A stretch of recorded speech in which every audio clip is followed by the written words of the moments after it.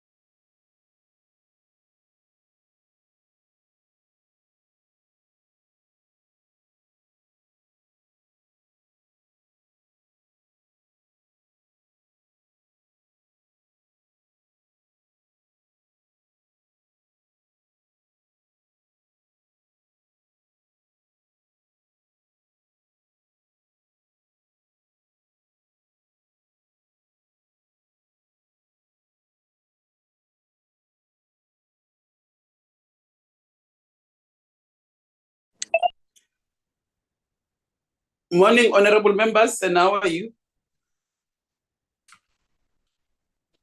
Morning, Chair. We are fine. Morning, Chair. We are fine. Praise God. How many are we? Unjani wena? Morning, Chair. We are fine. Right. Okay. Morning, Chair. Morning, ma. Ninjani? Siyaphila kancane kodwa ngizoshintsha ngishiye ngiyakadokotela. Oh, okay. Okay, mana. Yeah, no, we right, ma.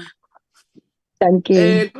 Good morning, honorable members. You are all welcome. I declare this meeting officially open. Mam Kaula, get well. Before December, you must be fine.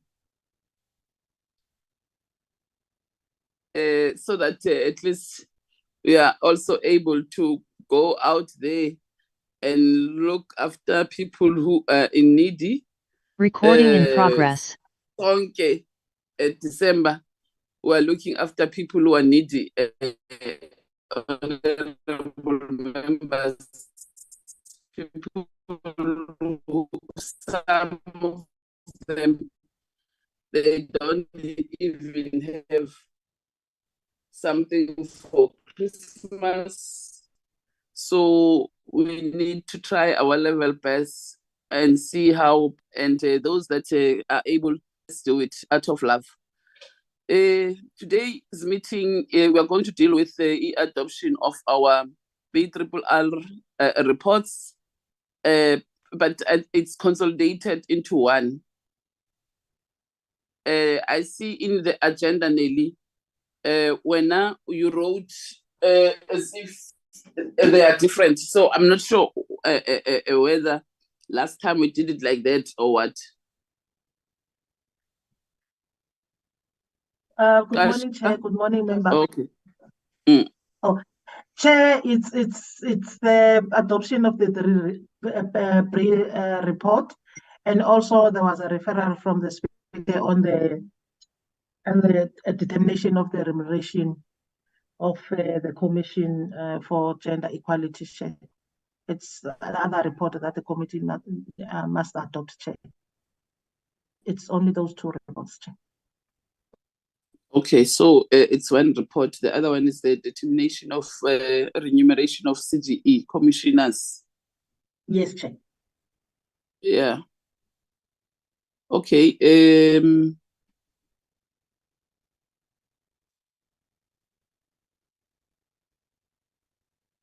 Let's start with which one? Let's start with the one of remuneration. Okay, Chair, I'll share the letter from the speaker. Thank you, Chair. Sorry, Chair. Yes, ma. Nam ningothuka inkosi yam mandinyamalala basithathele i-transformer la kwi-section asinagesi kunzima amafoni everything. Okay. So okay. if ndiyanyamalala ningothuki inkosi yam. All right. Thank you, Chair. Okay. Okay, let's start with the one of remuneration of commissioners. I think, honorable members, every year, this is done by, it's coming from the president who determines the increment of commissioners for all Chapter 9 institutions anyway. So I think this time also we have to adopt whether we agree which they must be given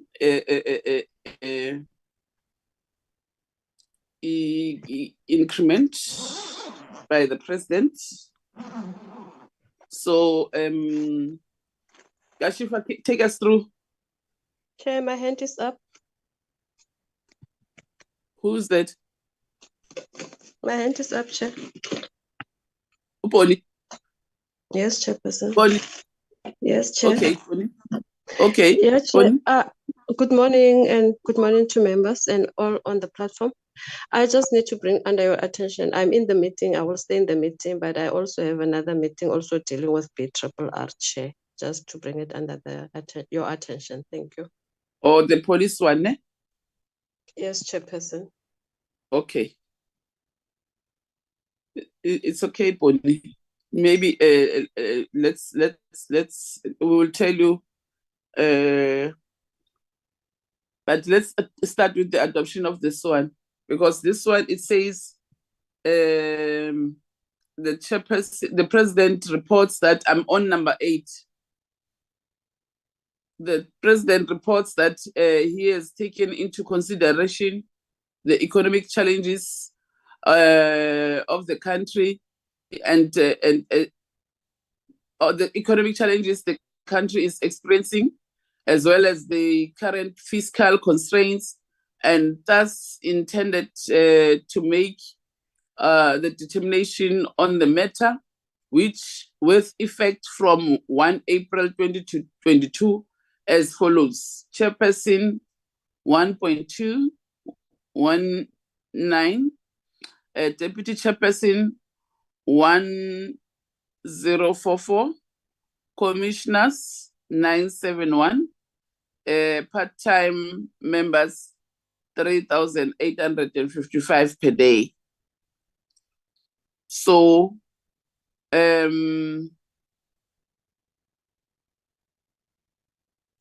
this is what the president is proposing to the portfolio committee. Honorable members,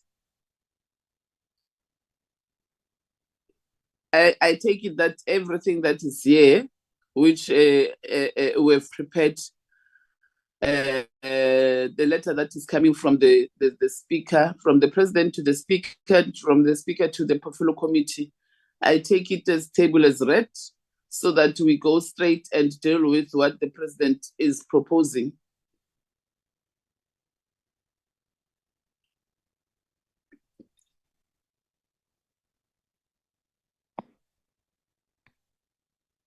Can I get comments from honorable members? No comment from my side, Chair.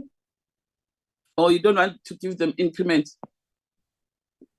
Your Chair, we got a 3% increase. Judges got a 3% increase.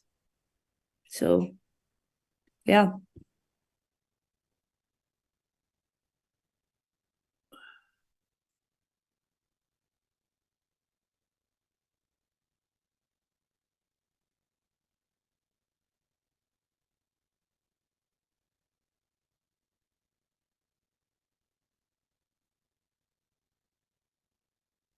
Okay.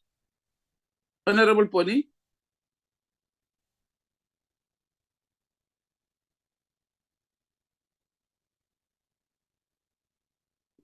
Masondo.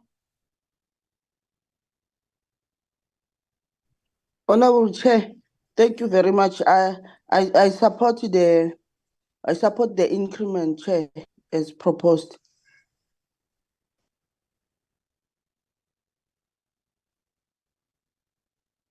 Okay. Mam Kaula.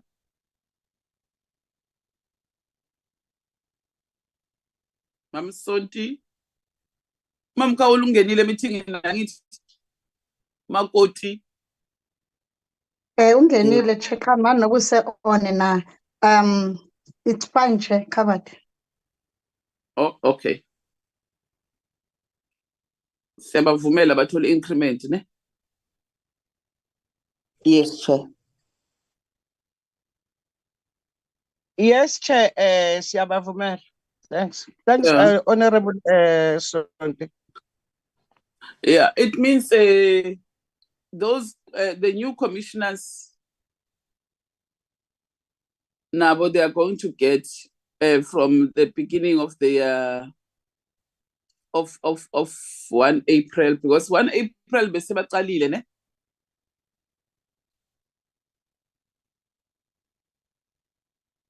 April bese baqalile. So what we are going to check with them, honorable members, if President uthi part-time members 3,855 per day, So they must explain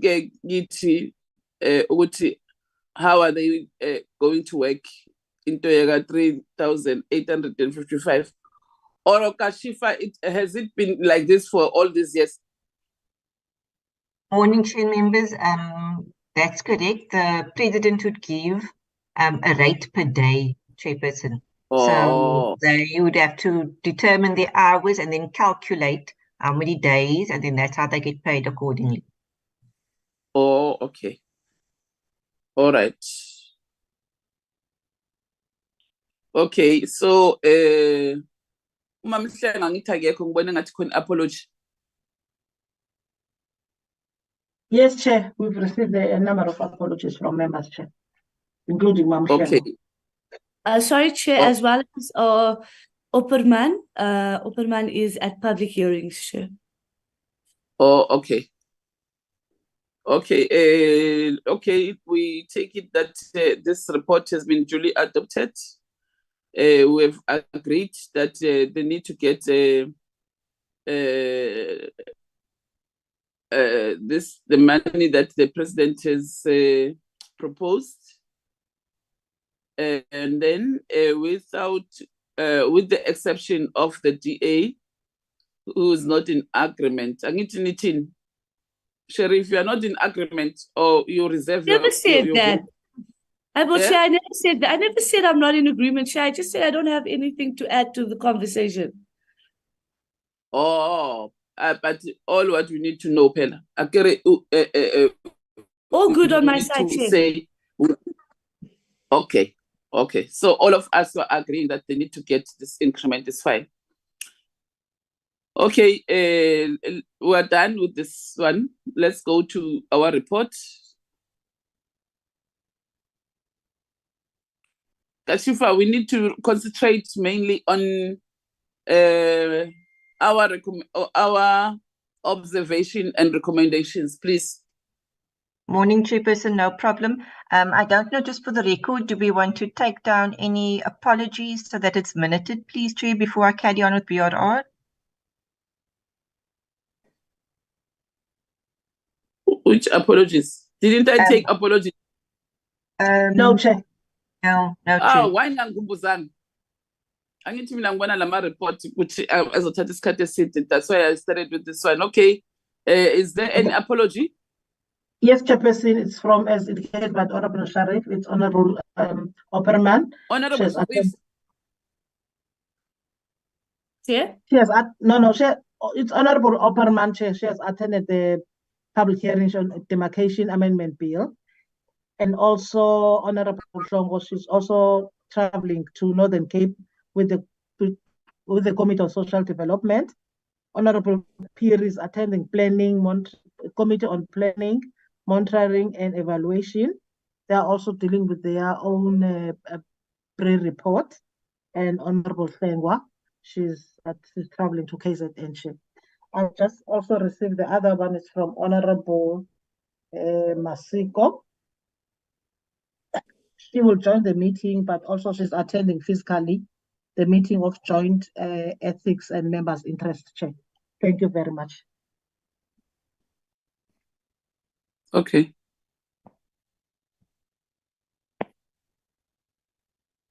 Thank you, Chairperson. So I'll start right away. And as you've indicated, I'll focus directly on our observations and recommendations, which is down on page 63.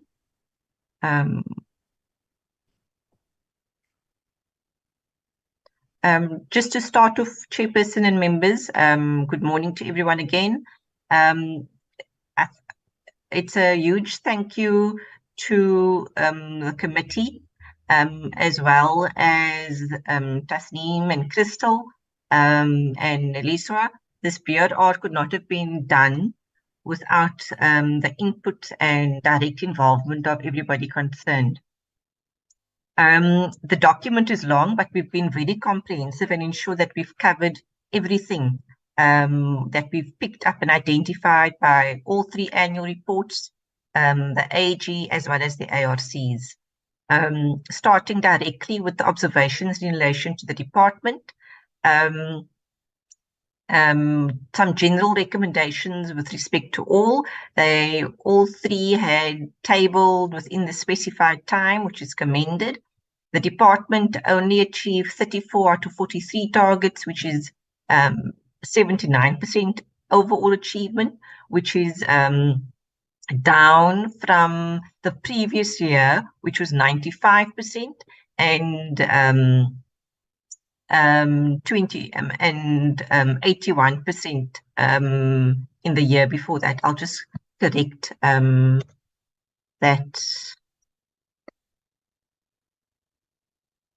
I picked up a typo there. With respect to C, in terms of what the department spent, they spent 95.9%, which is just over 2 million of the budget. The operating budget was 209 million.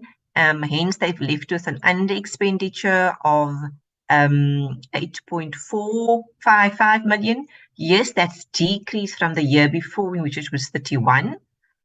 So overall for the vote, it was appropriated 991 million, and the transfers, which include entities in terms of what was spent, was 983 million. So just to repeat again, the entire vote got over 991 million, and the entire vote in terms of what was spent was about 99.1%, which is just over 983 million. A decline in the performance of Program 2 was noted with concern. The majority of the targets in Program 1 again relates to compliance matters, and the rest of what was achieved by the department is in relation to reports. Again, the committee noted the concern about the department's continued reliance on consultants. The committee agreed and concurred with the findings and the recommendations of the AG and the ARC, and that it noted that the department was not effectively implementing the recommendations from both the AG and the ARC, and that these were repeat findings. In terms of the mandate, mission, and vision, the committee questioned how the department's new mandate as a regulator was given effect to in 2022-2023, and also how it was contributing to alleviating poverty, reducing inequality, unemployment, with a particular attention on women, youth, and persons with disabilities. In terms of the strategic priorities, the committee noted that the department did not reflect on what progress has been made in light of the goals outlined in its strategic plan. And this came out of the committee's discussions with the department saying, we've come to the end of the sixth administration. What's been the reflection in terms of how far the department has come? That isn't reflected within the annual report. It literally just gives an account of what was achieved for the year under review. The same can be said for the policy imperatives. Again, the committee wants to know what achievement the country has made based on the department's assessment of how far we've come in achieving the goals of the NDP, MTSF, SDG 5, and Agenda 2063. With respect to the visibility of the department, the key issue that the committee noted, and I think it was Masiko, that our department's website was down, and they had ensured the committee that it would be up and running by the end of last week, Friday. In terms of policy and law reform, they reviewed the National Gender Policy Framework. We note that the Disability Rights Bill is still not on nowhere near development. It was one of those items for the sixth administration, which they said they'll prioritize, but we have yet to see any significant developments in that regard. And then in terms of the South African Youth Development Bill, that has still not been tabled either. And to date, we've only received one briefing on the bill. Just in terms of the administration and the performance overview per program. So for program 1, achieved 6 out of 7 targets. That program has 65 posts, filled with 10 additional to the establishment and 9 vacancies. Some general matters around HR. there was significant discussion around the issue of the capacity within the department, in terms of whether the department actually had adequate personnel, and whether the personnel was adequately skilled. So we observed that there was 126 posts filled, 45 was in senior management, 56 fell within highly skilled, 63 in highly skilled supervision category.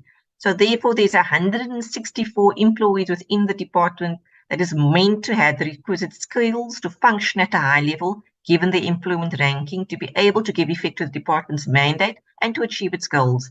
But we've seen that the department continues to rely heavily on consultants, which is concerning. The committee also saw that one staff member was appointed to another salary level, with 94 having received notch progressions within the salary level. And in terms of the pay progression, were paid off to 68 staff members in salary bands 3 to 12, which amounts to 71.5% of staff, and 26 to senior management, which is 65% of senior management. So again, why we note this? The problem is the department saying they lack HR, they need to, in terms of human resources, they need more people, they lack the skills, but at the same time, they're providing staff which they feel should receive notch increases. The committee also observed that senior management constituted 48%, which is about 56 million of the personnel cost, and the highly skilled supervision, 38 million. In terms of gender parity, still largely female, 85 of the 126, but the most of them are in clinical positions. And with regards to males occupying positions employed in the department, there are 17 in terms of the category for legislative senior officials and managers, and 12 occupying professional positions. We've discussed at length the matters pertaining to the use of consultants. There was 116 for 16 projects at the cost of 6.59 million, as compared to the previous year where there were only 33 consultants for 8 projects. And again, we noted that, yes, they're using so many consultants, but as we reflected on the HR previously in the observation before this, we do have highly skilled professionals and senior managers. So in essence, for use of consultants, the project's doubled.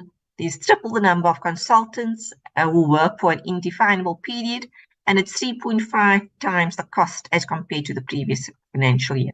And of these 116 consultants, 23 of them was actually working on projects related to the core program. In terms of vacancies, there was a vacancy rate of 10.6, which is slightly more than the target of 10%. It was reference to 18 additional posts that would be created and filled, which the committee has outlined to us. But the committee has also observed that the department had not identified any critical occupations that need to be monitored as of the 31st of March 2023. This is directly in the annual report. This is a concern given that the ARC and the AG says the critical vacancies are in internal audit, risk management, and ICT. In terms of disciplinary cases, there was 1 disciplinary case initiated, 8 grievances lodged, and only 1 resolved. We also saw clarity around the policies within the department with respect to contract work, reasonable accommodation, and anything that's outstanding.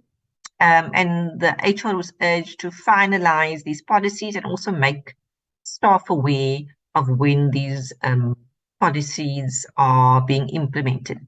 In terms of under expenditure, there's that what the department incurred 8.5 million, which is for a small operational budget, claiming it is underfunded. That 8.5 million is still significant. The committee was resolute that surplus for the department was significant given its limited budget, lack of visibility on the ground, and questionable impact on the lives of the most vulnerable in the country.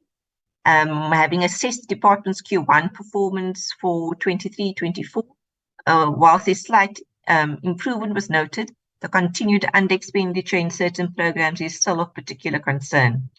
In terms of rollover funds, the department's requested National Treasury to have that 8.5 rolled over to fund payments for capital assets, ICT migration, a radio show, and the continuation of the implementation of the NSP on GBVF.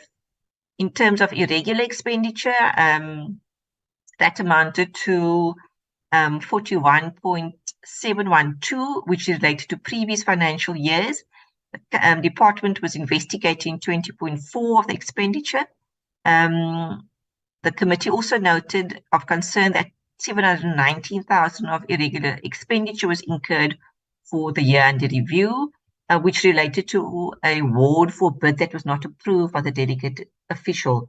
The department said that there was an internal control checklist will be reviewed to strengthen the verification, which is of interest given that in the previous financial year, the department told the committee that they were having new policies on irregular, wasteful and fruitless expenditure that were developed and approved by November 2021, and that was meant to enhance compliance and prevent the recurrence of irregular expenditure. So again, this shows they develop policies, but the implementation in terms of internal control measures is weak.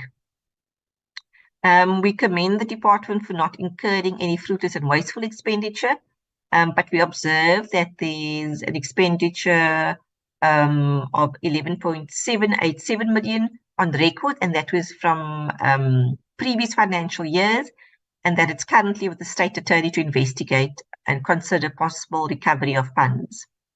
We did not incur any unauthorized expenditure. The previous amount relates to previous financial years, still waiting authorization, that was for 32 million. With vitamins, Crystal covered the significant amount of vitamins between programs and within a program. So the total amounted to 12.1 million, of which 4.5 was shifted to program 1, 19 to program 2, 5.8 to program 3, and 1.6 to program 4. The majority of which was for goods and services, machinery and equipment, transfers and subsidies, as well as yes.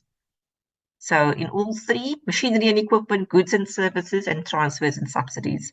With respect to deviations, again, the committee noted was of concern that by the end of the financial year, 37 deviations for over 23 million. This was significantly up from the previous year when there was 20, and only to the amount of 1.9 million.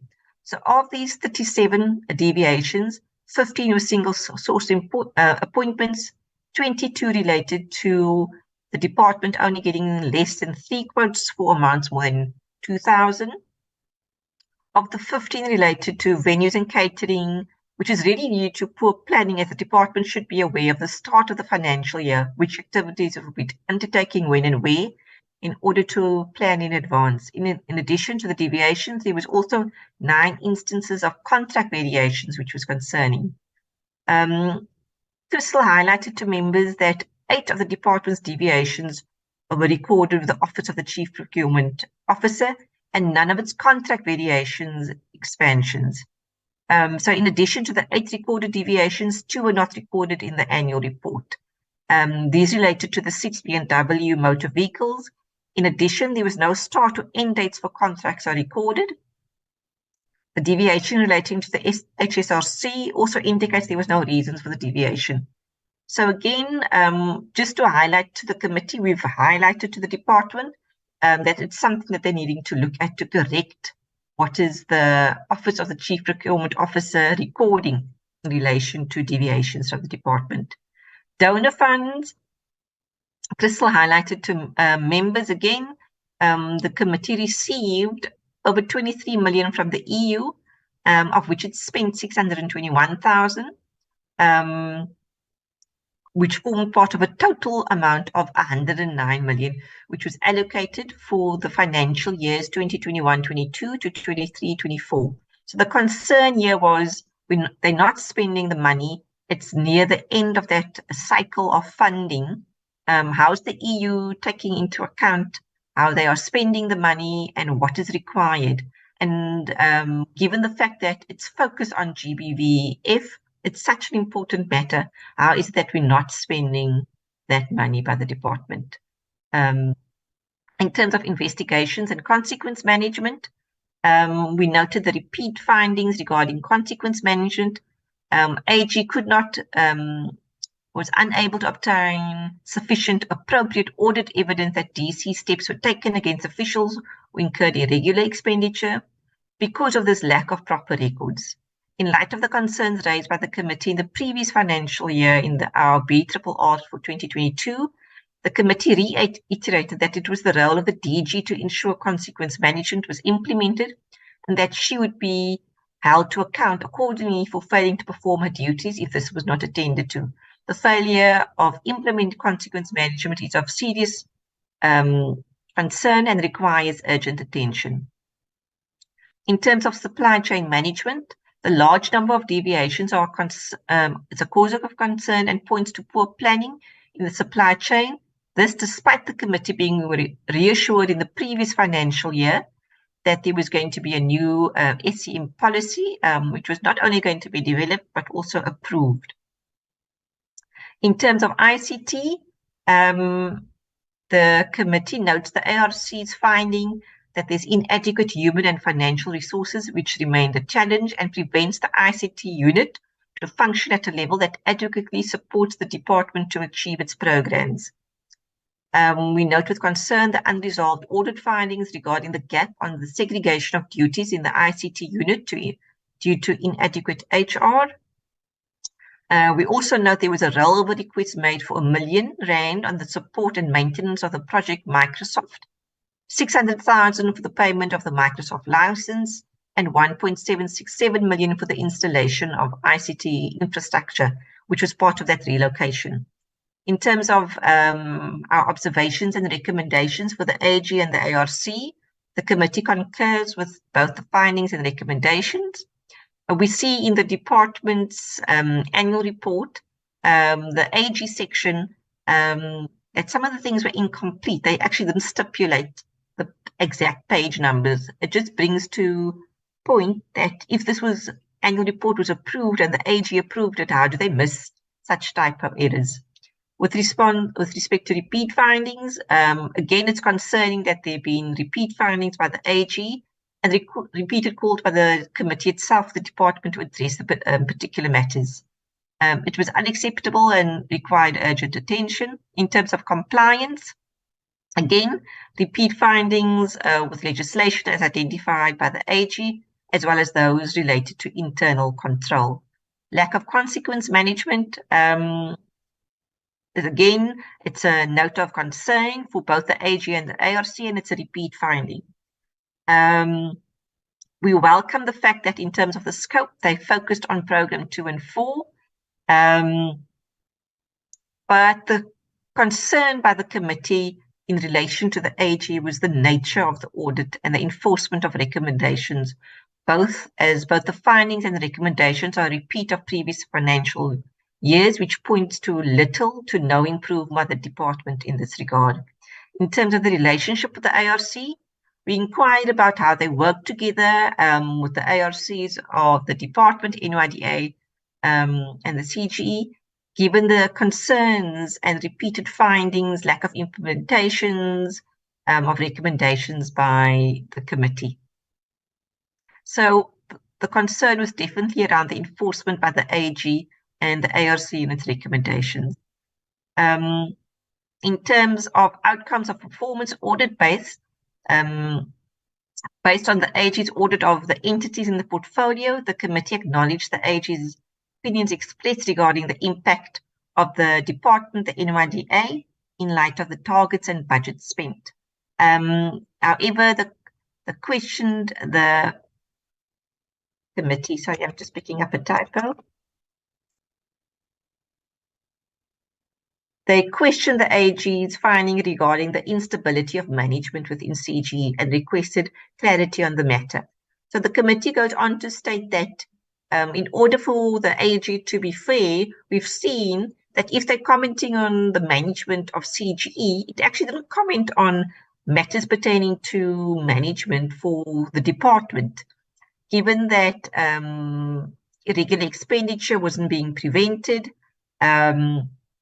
and there were other matters of concern which relates to management from the department, but the AG did not necessarily express an opinion in that regard.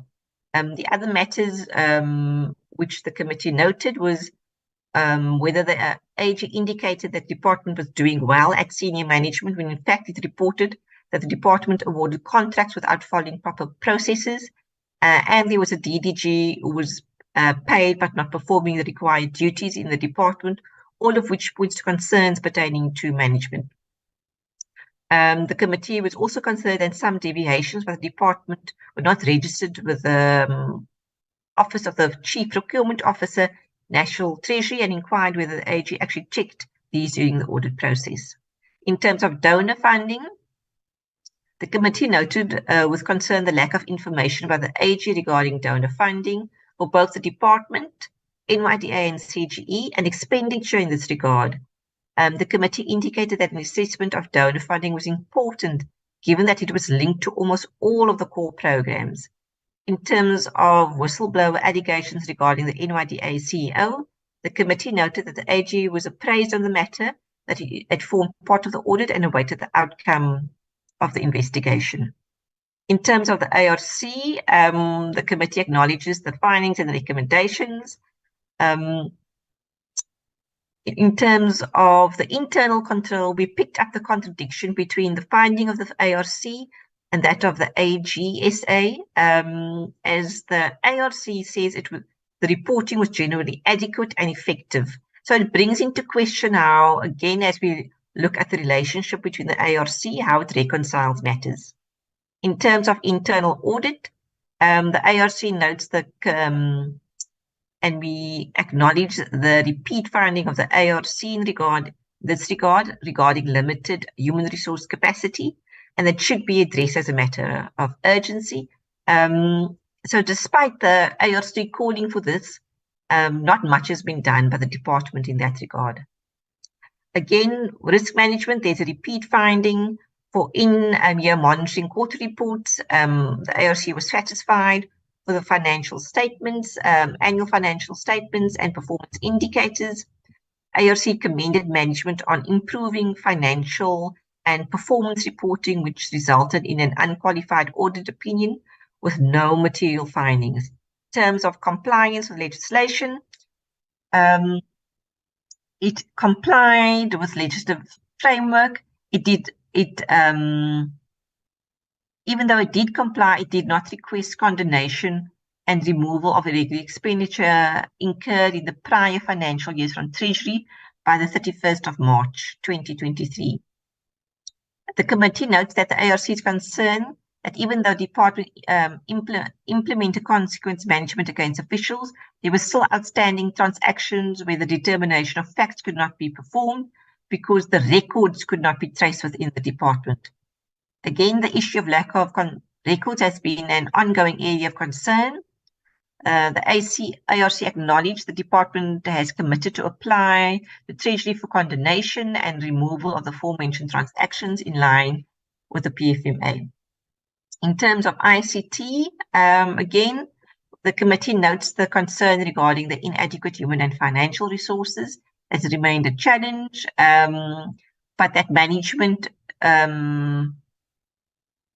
in terms of assuring the ARC, it would receive attention within the budget constraints. In terms of consequence management, again, the committee noted this lack of consequence management as a repeat finding by the ARC. It reflected weak leadership and management to take corrective action. Even though the ARC makes reference to consequence management was implemented by the department, the ARC appears to be silent in areas where repeat findings and where recommendations have not been implemented for consecutive year in a row. In terms of that audit action plan, The committee concurs with the ARC recommendation that the accounting officer develops an audit action plan to resolve the audit findings for the 2022-23 financial year. We note that there were audit findings that were not addressed, which related to ICT, which was due to capacity constraints and the conclusion of irregular expenditure in terms of consequent management, in which condonation and removal expenditure was needed to apply. The department needed to apply for that, and it was still not done. With respect to the ARC's comment about the concern about staff shortage, whilst the committee acknowledged the ARC concern expressed by the department regarding shortages of staff across programs, which impacts on the department's ability to implement its mandate effectively, and despite the hopes for a revised organisation structure, the committee remains resolute that existing vacancies have not been filled, and that the capacity constraints in internal audit, risk management, and ICT are long-standing matters. Again, we just reiterate the finding and our observation in terms of the relationship with the AG. For outstanding audit findings, the committee observed that there's 5 of 19 findings that were not resolved by the end of the 22-23 financial year. It related to ICT, human resources, supply chain management, finance, and internal audit. Focusing now on the observations for the core programs, a general overview. It's commended the department for achieving 28 of its targets for the year under review, but they were still under expenditure. For policy and law reform, we commend the department for tabling the NYDA amendment bill and the council bill. But we note that it's yet to table the Wedge South African Youth Development Bill and the Disability Bill. In terms of reports, we acknowledge that the department has sent several reports, but there are still reports outstanding, which needs to be submitted to the committee, bearing in mind that the reports form part of evidence to show what the committee has actually done and spent for the year under review. In terms of Programme 2, we noted that the department achieved 6 out of 11 targets, and this is in the annual report. But the department in its presentation indicated to the committee that they achieved 7. For the rapid response teams, we queried whether there was actually 17 established, as we only received reports for 12 of these rapid response teams. And again, based on the committee's observations and experiences within province during oversight, there are challenges with rapid response teams. That NGOs are funding them and municipalities and provinces are actually not taking responsibility for taking over these rapid response teams. In terms of the GBV donor funding, this relates to that EU money for the 3-year period. I think the key issue in relation to that is we received a significant amount of money for that 3-year period. It's spent very little. How's the EU tracking how the department is spending in that regard, and what will happen by the end of that reporting period in terms of the money that was allocated. In terms of sanitary dignity program, there were several matters of concern again, which related to SABS compliance, the lack of establishment of committees within provinces, with terms of beneficiaries. We saw on oversight that the major concerns about are the girls who've been identified actually receiving the products, and is the money being spent? The remedial action, which the department states, the committee questioned how the department was addressing the challenges faced by the program, as the remedial strategy provided was really inadequate. Again, we're concerned that the target on SDP was not achieved, and the committee questioned if the department was satisfied with the performance of this program in the country, given the numerous concerns and matters of corruption. In terms of women's economic empowerment, the committee inquired about the relationship between the NEF, small business development, and the department itself in terms of facilitating women's empowerment, and in terms of the activities it does, whether it actually collaborates with departments responsible for those areas in terms of training and capacity building. For Program 3, which is M&E, Research and Coordination, we commend the department for producing several research reports, but remain concerned about the over-reliance on consultants to do this, as there was no medium to long-term plan to capacitate existing staff to acquire the requisite skills and to fill the required vacancies. For Program 4, which looks at youth and persons with disability, we commend the department for the improvement of performance. Just with disability, we note that there's a report on the white paper, as well as on compliance of international and national and international obligations. And it's important that these findings are made known and that the recommendations are actually implemented. Moving now to the CGE and what the committee observed. We welcome the report, really concerning that only 12 out of 26 were achieved. Again, with the strategic overview, the committee lacked that detail, given that it's coming to the end of the 6th administration. How far has the CGE come in actually achieving those strategic goals? Again, we inquired about what are the key drivers of success, as well as the challenge and barriers.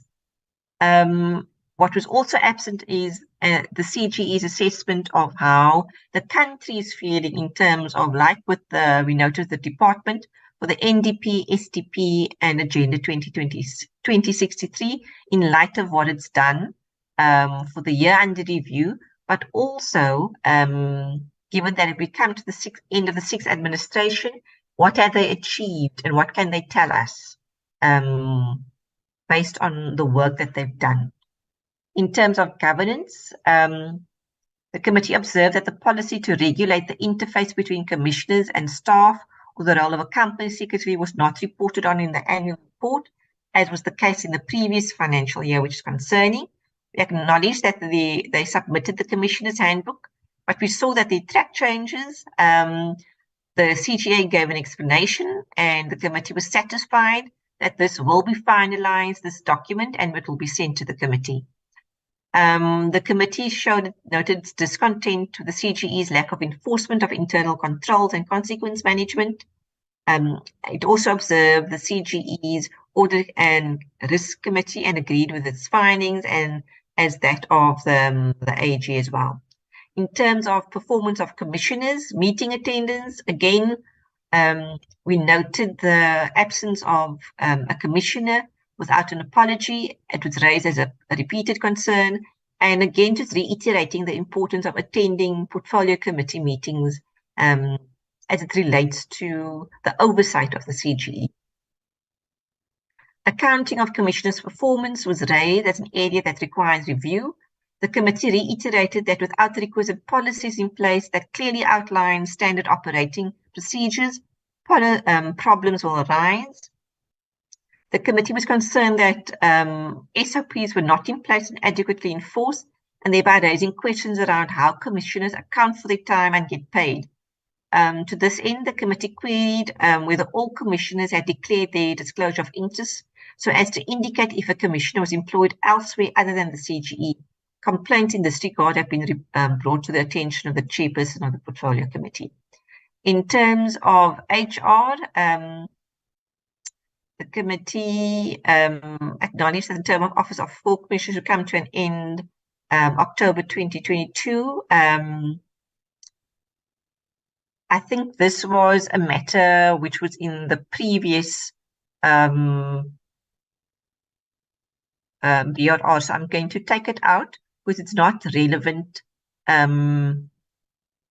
now, except to say that in terms of the continuity plans, the we were assured in our quarterly reports that there was going to be continuity plans. But given the poor performance of the CGE and the CGE indicating that there was lack of leadership, we question then, were these continuity plans actually in place and were they implemented? I'm just going to take that out. We noted that there was staff turnover, resignations, and then just inquired about how they would ensure staff retention. And again, just placed emphasis on ensuring that they exit interviews. In terms of finance, the CGE underspent by 7.3 million. And regards with fruitless and wasteful expenditure, there was that amount of 5.6, of which 2.7 related to payment of part-time commissioners without timesheets. But for the 2022-23 financial year, an amount of 1.45 billion was incurred for fruitless and wasteful expenditure. In terms of the payment of part-time commissioners, the committee noted with serious concern that fruitless and wasteful expenditure of 1.45 million. The bulk of the fruitless and wasteful expenditure was attributed again to the payment of part-time commissioners without the requisite timesheets. In terms of variations in salaries,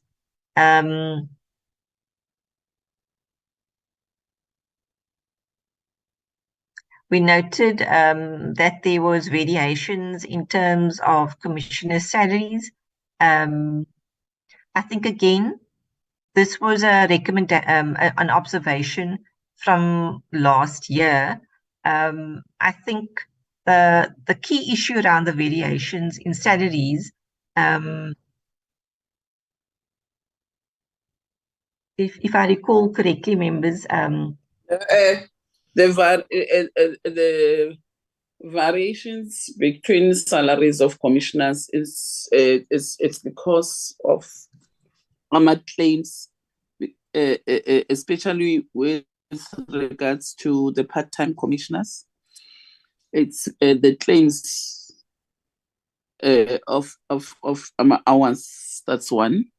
The second one, with the last year one, what was explained to us by Tamara, and then she said Upotha structured salary differently, and we wanted her to bring. Remember, there was Botha and Mam O'Hara, where there were claims, and the claims that were submitted was due to when they are going for AMA programs, Mam O'Hara, if you remember. And then we said people who are residing in Gauteng, how do they submit claims from home to work? It's understandable for people who are coming from other provinces. They can submit claims, but those that are full-time commissioners who are residing in Gauteng, they can't submit claims. Yes, Chair. So unless they are going to a program. If there's a program, maybe, or they're attending courts, or they are going somewhere, yeah, those they can claim. But from home to office, it's a responsibility of each and every person to ferry themselves. They can't claim. But for commissioners who are not residing in Gauteng, who are residing in other provinces, they can claim from where they are coming from, whether Free State or Mpumalanga, going to Gauteng. Yes, Chairperson. That is the variation. Yeah, so I've just captured in essence what you said. It relates to part-time commissions in relation to hours worked as well as for subsistence and travel. I think it's just one thing maybe I'll keep on the side in terms of when we do the quarterly assessment. for us to just track and see per quarter how they're covering that. In terms of our... Sorry, Chair. Ngemvume yakho stand. Ngisafuna ukwazi lo bhoda ngempela lo sikhuluma ngaye. Kanti yena usahola yini mayihola udaba lakhe luyophela nini likhuluma ngoba ngiyakhumbula ukuthi ubhoda mina ngokwami unama case anzima kufanele ngabe ubhoda saxoxe ngaye lana. Ngiyabonga. Yeah, Ngoba challenge is mangabe that nithi Mam sithi Kaula. sikhuphula imali kanti sikhuphula naye simbala lapho ngizophuma eceleni ke mina. Ubhoda nje angazi ukuthi ngisangena ngaphi. Ngiyabonga. Oh, okay, Mam Kaula. The problem kabotha bam suspender with pay. Yabo. Inkinga enkulu. That's why we were telling them what they must finalize the issue kabotha. But ama developments according to information enginayo mangicheka bangathi they balungisile bona seyisele ukuthi bayisubmithile futhi la eParliament, so iParliament fanele ngathi establish ad hoc committee ezodila necase kabotha, so izophela kungasidala. But coming to ama salaries, angithi in terms of i-Labor Relations Act fanele bahole imali efanayo bonke, uyabo, since bamsuspende with pay asingeke sikwazi ukuthi kubo ningambhadali because umthetho awuvumi. Fanele bona kube bona bamsuspende without pay bokuzoba ngcono, manje bamsuspende with pay. Mara ke if the solution kule ndaba kabotha ukuthi nje ubotha kufinalize issue yakhe akhishwe once and for all. Ifana nendaba kaDay. Ubotha uDay is one thing. But ngive bathi nekaDay they are doing something bazosinike thumele report yakhona.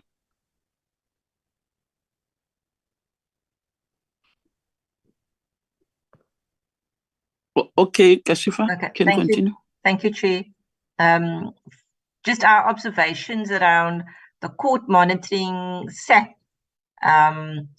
They didn't achieve those targets, the CGE. It's really concerning that in the context of GBV, they weren't doing what they required, and the committee expresses dissatisfaction in that regard, as these are crucial matters that have to be monitored. In terms of research reports, again, the committee was just concerned around learner pregnancy, that it only referred to young girls and excludes young boys. And again, we inquired whether the CGA has a focus on schoolgirls at underage pregnancies was concerning. In terms of the report on initiation, the committee welcomed it. And to this end, given the concerns that emanated from the report, the committee then just questioned whether there was any relationship between the CGE and the Department of Social Development and what the Social Development Department was actually doing. Just on a side note, Chairperson members, I actually saw the Department of Social Development issued a policy around disability. It came out yesterday. It's open for public comment. I saw it come through. I'll forward to Nelly, to forward to members. I think that's particularly interesting that DSD is coming up with a policy around services for persons with disabilities. In terms of the forced sterilisation, that project continues, and the committee commended the CGE for ensuring that there's continuity.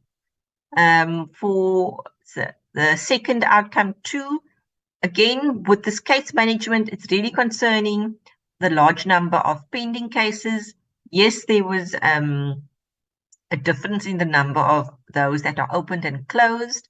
But more importantly, we didn't actually get the disaggregated data for us to see across the financial year and across provinces what's the nature of the cases? Before, in previous financial years, they provided that. But important to notice, there isn't a target around case management. And we've definitely put that as an area of concern, something which the CGE needs to get back.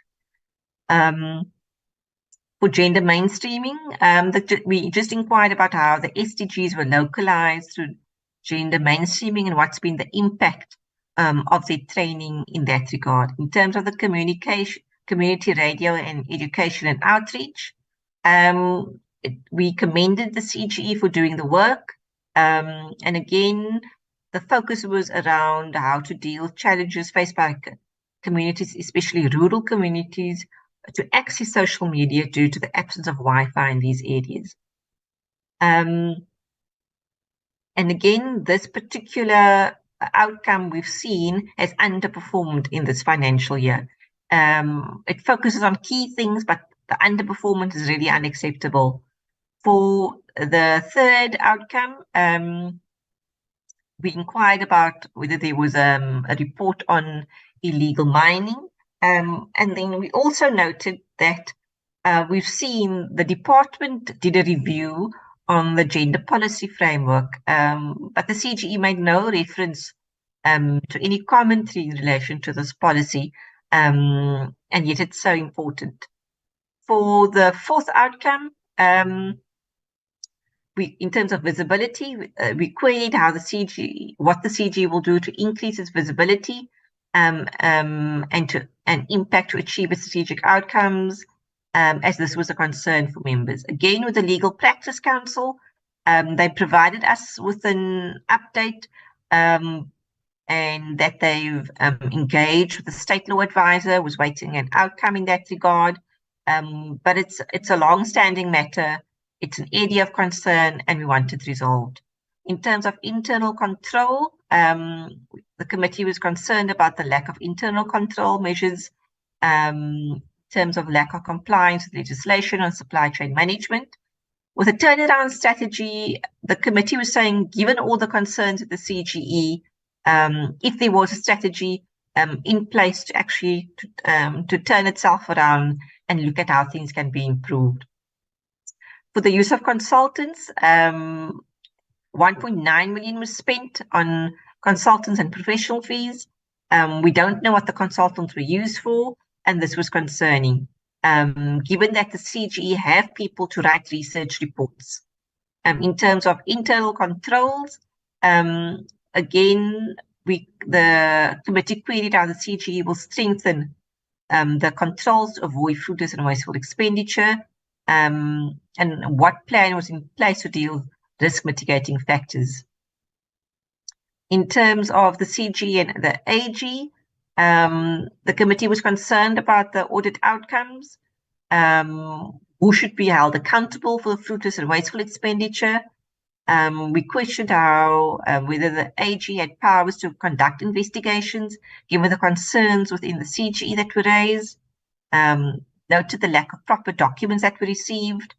For the audit, questioned how the AG compared the issue of the 100 hours payment of part-time commissioners with other Chapter 9 institutions, and whether what standards were applied when conducting the audit. The committee was satisfied with the explanation provided by the AG around this, how they audited the 100-hour payment, which was actually identified by the CGE's internal audit unit as outlined in the annual financial statements.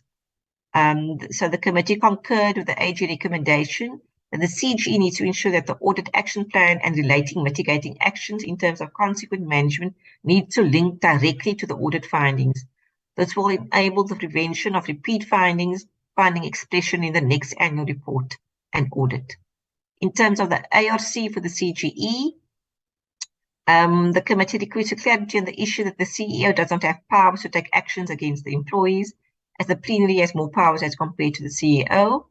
The committee was concerned about the lack of consequent management focus on stresses, how this is management and implemented, given that the committee noted the commissioners have their own handbook on how to deal with governance matters.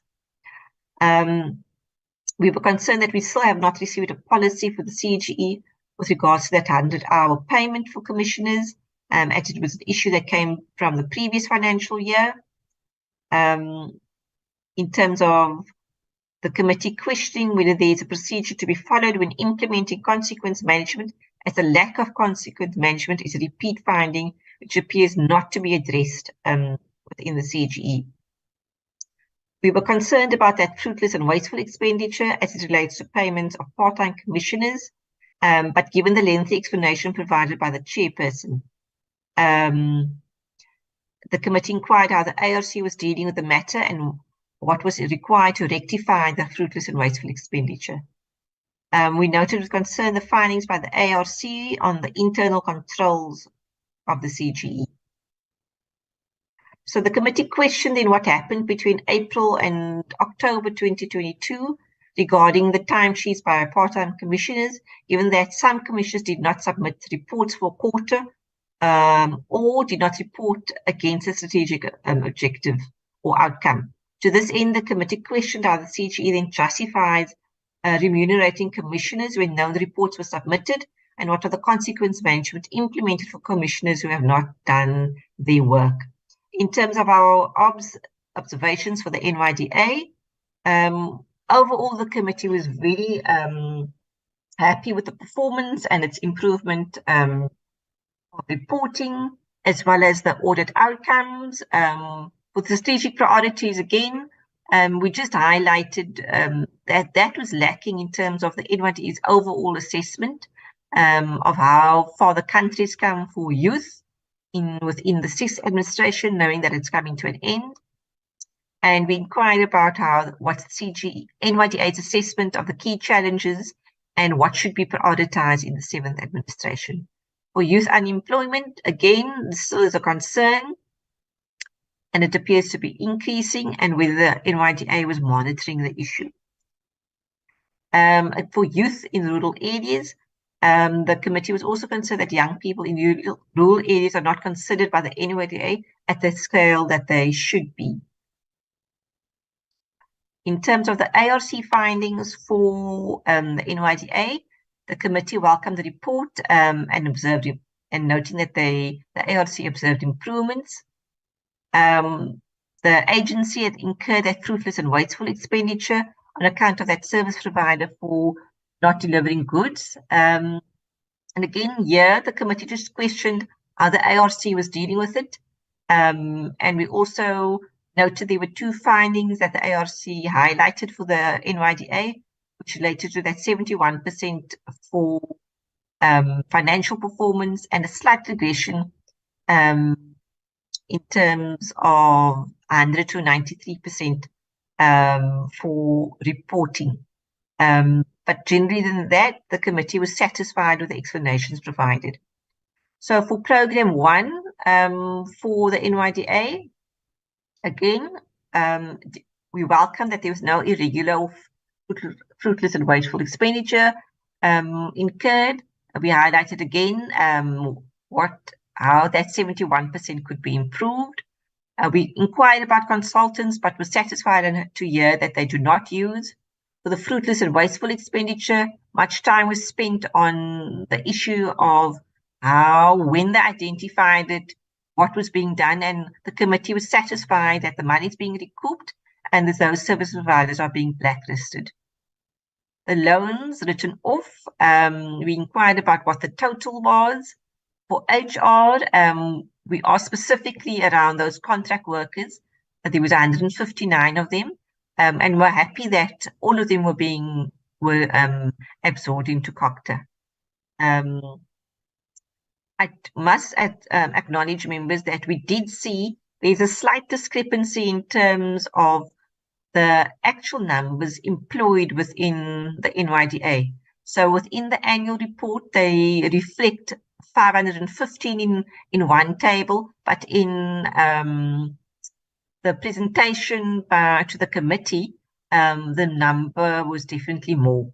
So that's just one anomaly which we've picked up. Again, we commended them for the vacancy rate, but with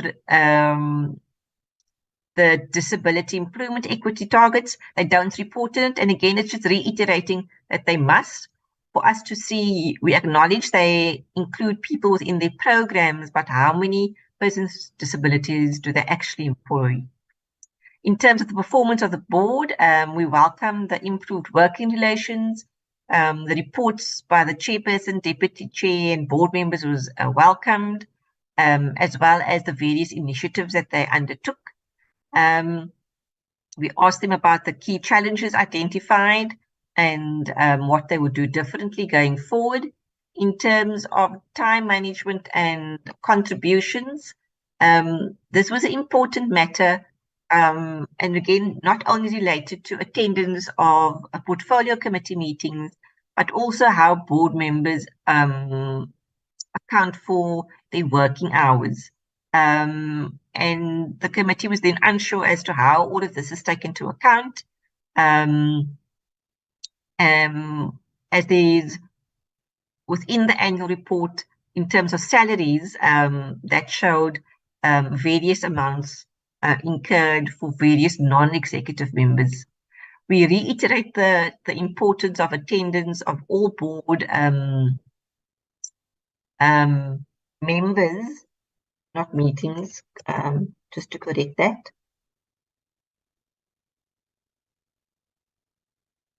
At portfolio committee meetings.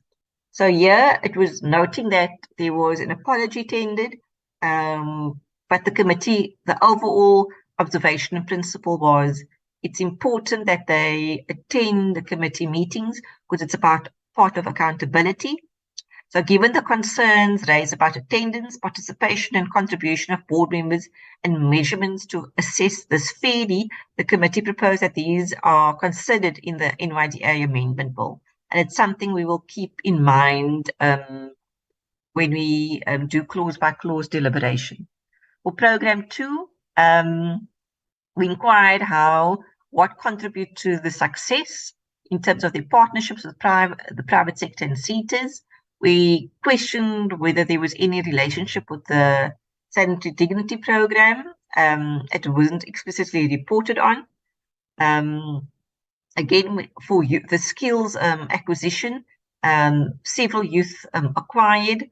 Again, we looked at what the success factors were in that regard.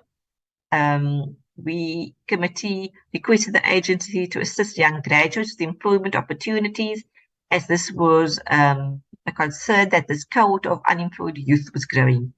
For the National Youth Service, yes, the target was achieved. It's an important flagship program, but we noted that there were only 20 government departments that was on board in 2022-23 financial year, and that more needed to be done in that regard. We acknowledge the important work of what was done at the KZN Public Works Department and how this could possibly be replicated in other provinces. For homeless, for youth living on the street and homelessness, this was a key issue of concern, which the committee said is of importance that the NYDA needs to look at and develop a program. And that in terms of the Presidential Youth Employment Initiative, it's coming to an end of its cycle, and it's an important flagship program that should continue in the 7th administration. In terms of integrated youth development, the committee observed that the summit achieved, that there was a summit and the importance of following up on the outcomes of the summit. In terms of law reform, the committee noted that there was a submission on that we did not receive a submission on the NYDA amendment bill, and so therefore the invitation was extended for the NYDA to actually come to the public hearings and present to the committee. They have now been put on the program. Scholarships and bursaries, I'll move this higher up. It actually forms part of the second program of the department.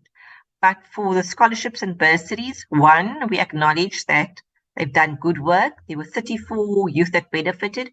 more information was just requested in terms of whether they were undergraduates, postgrads, number of males, females, and if there were youth with disabilities who benefited. And then generally about the committee inquired about the number of youth that have been assisted with bursaries by the NYDA, especially youth with disabilities requiring assistance.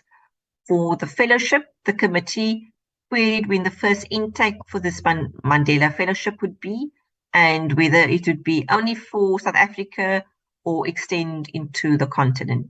Now, looking at our recommendations, the general recommendation, the department should conduct a skills development audit to assess what the capacity is in order to deal with the issues of research and monitoring, as is not functioning optimally within the department.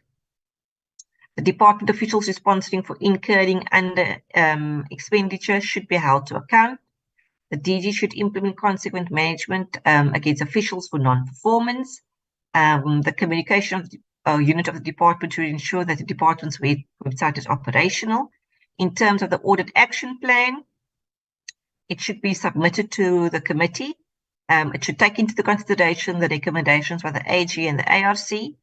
And it should clearly articulate how it intends addressing what was identified as a problem and how this would be dealt with.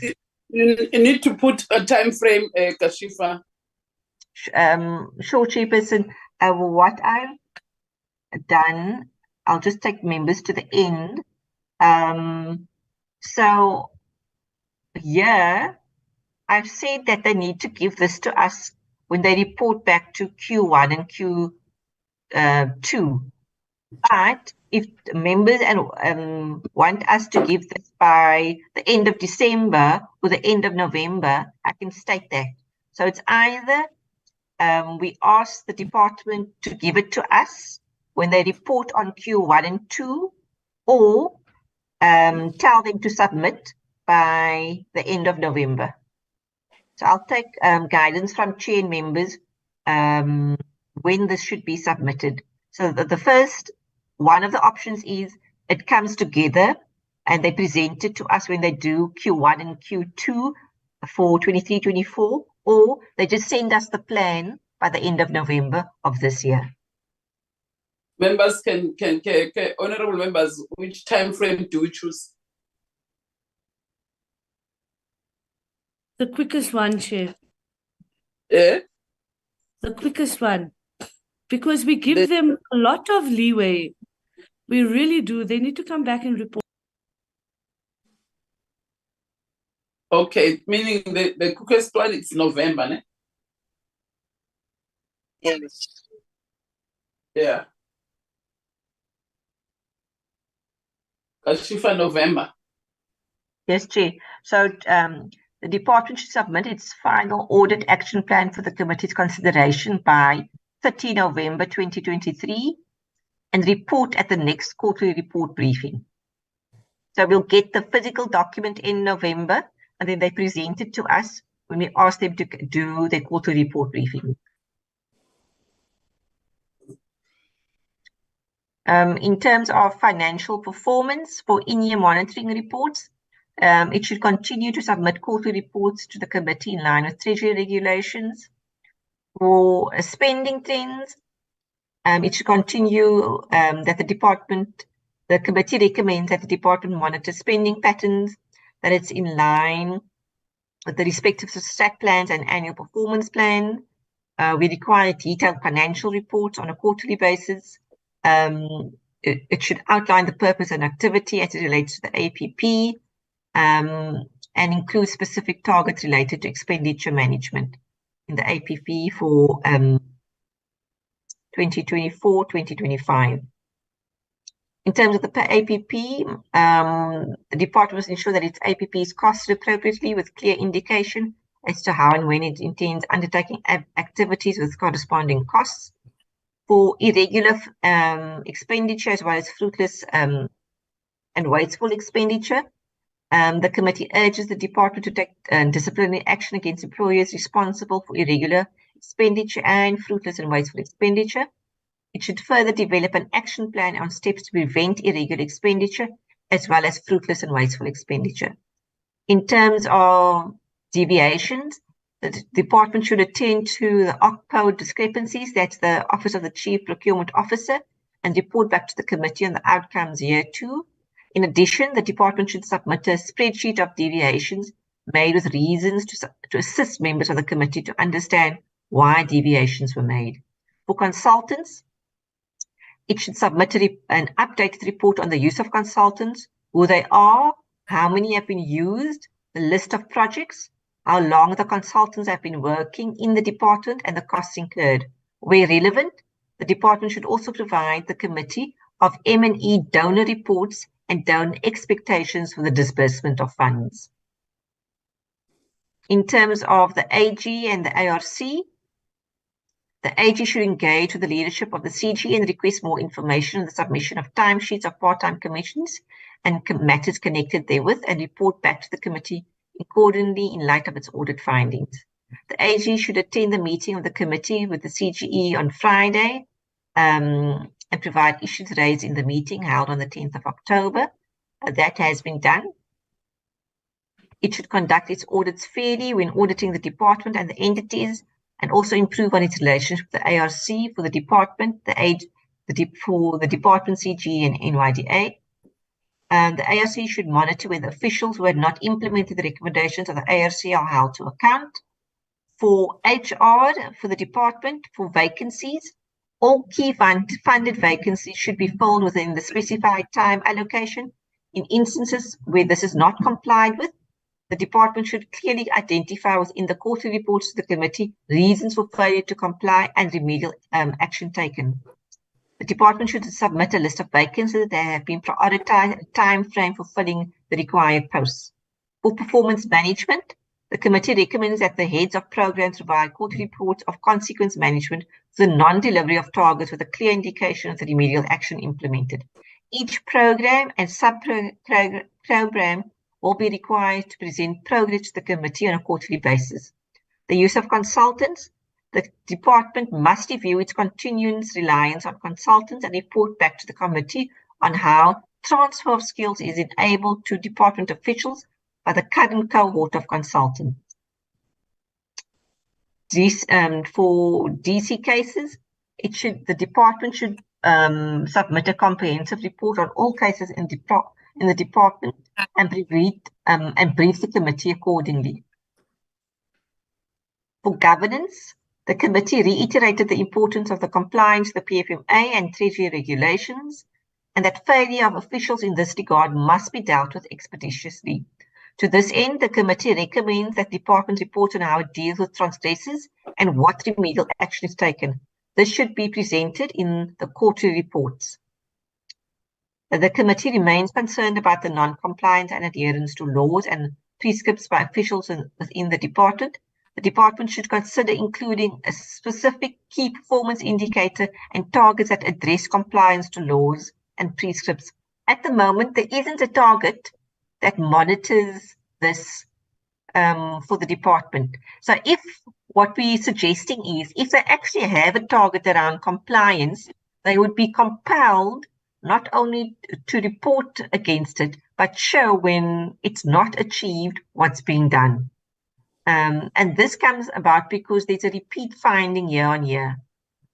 In terms of investigations, the committee recommends the department briefs it at the Q1 and Q2 on the outcome of investigations that have been completed and indicate what progress has been made in terms of implementing recommendations and consequence management. Furthermore, the department is expected to brief the committee on what progress with regards to investigations is currently underway. So it's twofold: what has been done and what should be done, and how far are they. For ICT, the department is urged to address outstanding risk mitigating actions as a matter of urgency and fill the critical vacancies. For performance-related recommendations, the SMART principle, again, here just to ensure that it's actually applied within its strat plan and APP, to avoid having to constantly amend the APP. For recommendations for the various machineries, it's an important mechanism and that the committee should be kept abreast of the meetings and activities in relation to all these machineries that are held. For treaty compliance framework and timeframes, we recommend that the department should ensure that the country reports are submitted within the specified timeframes as required by the relevant reporting bodies. It should report back to Parliament on feedback received on country reports, action plans developed in this regard, as well as progress in terms of implementing these recommendations. The committee recommends that the department must present all reports at an international level to the committee at least 1 month before it undertakes the international trip. Reports that the department brief the committee on reports tabled for 2022-2023 and submit all the outstanding reports. And that once it's completed the report, it should then submit that finalized report a 1 month after completion. Policy and law reform. We urge to finalize all outstanding policies and frameworks, and that we should be briefed on these matters on a quarterly basis. For GBVF, the NSP, the department provide quarterly updates on the implementation of the NSP and to submit its M&E report on the implementation and to brief us accordingly. And that for the Secretariat, to submit a report, a progress report to the committee on its activities to date, including finances. So far, we actually haven't received a comprehensive report about what the Secretariat has done since they've come into office. For the SDP, we urge the department to ensure that young women and persons with disabilities benefit from the entire SDP value chain, and that we recommend that the department provides a comprehensive assessment of the implementation of the SDP for the 6th administration. So this, in other words, is not just what they've done per quarter, but for this entire 6th term, to give us a holistic assessment of how this program's been given effect. The rights of persons with disabilities. It should brief the committee on the reports produced to the analysis of APPs and the monitoring report on the inclusion of persons with disabilities, and that this disability rights bill should be expedited and the committee must be briefed accordingly. For the National Youth Development Branch, it should strengthen the collaboration with the NYDA as part of a coordinated strategy to address youth unemployment in the country. It should submit a progress report on the development of the South African Youth Development Bill at the next quarterly report briefing. For the CGE, it should submit its action plan with the first and second quarterly report. I don't know whether members, I should keep it now in line to what we requested from the department. It must, so maybe it's to say by the 30th of November, so to ensure that all the audit action plans coming at the same time. Cheapest members can, so I can do that. Yeah. Okay, so by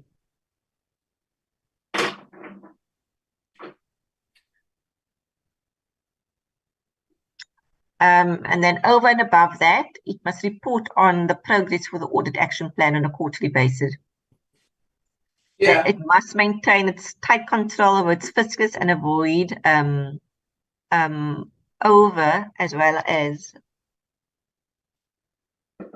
under expenditure. For the irregular and fruitless wasteful expenditure, it should continue to report on the investigations related to those, on mitigating actions and consequence management. For financial reporting, it should must report on an annual and quarterly basis in terms of expenditure, per strategic objective, in order for the committee to conduct more astute oversight. For the surplus funds, at the next quarterly report briefing, is to report on progress made in that regard, as they would be requesting National Treasury for rollover. It should continue to submit monthly reports to the committee on key matters of concern and progress here too. And for consultants, we require a detailed report. For the payment of part-time commissioners, the CGE should deal with the finding regarding the fruitless and wasteful expenditure to the payment of part-time commissioners without timesheets as a matter of urgency and report back to the committee accordingly. The committee expects a policy in place to deal with the matter, which should be implemented and monitored accordingly, with the requisite supporting documentation in place to prevent a repeat finding in the next annual report. Including the handbook. They must bring the handbook before end of November. Yes, Chairperson. I think I do. Yes, I do. I'll put that there. I've got the handbook. Okay. So just to finish up around the part-time commissioners matter, we're asking the CG to engage with the AG and the ARC and Treasury, and as well as all relevant stakeholders to really settle this matter, avoid the repeat finding, and then report back to the committee. The ARC should guide the CG on how to deal with its policy on the 100-hour payments to commissioners in terms of implementation, monitoring, and reporting. For governance, it should finalize the policy that pertains to interrelations between the administration and the commissioners. It should before the end of, do we say 30 November again? Yeah, members can say, they can tell you what do they suggest. Yeah. Chairperson, just to the difference between the handbook and this policy is, so the handbook only talks to how commissioners need to implement standard operating procedures. This policy is about how commissioners engage with the administration and administration engage right, with end of November. Okay, so I've just added the 30th of November. The same for the handbook. We're requesting that be finalized and submitted by the end of November.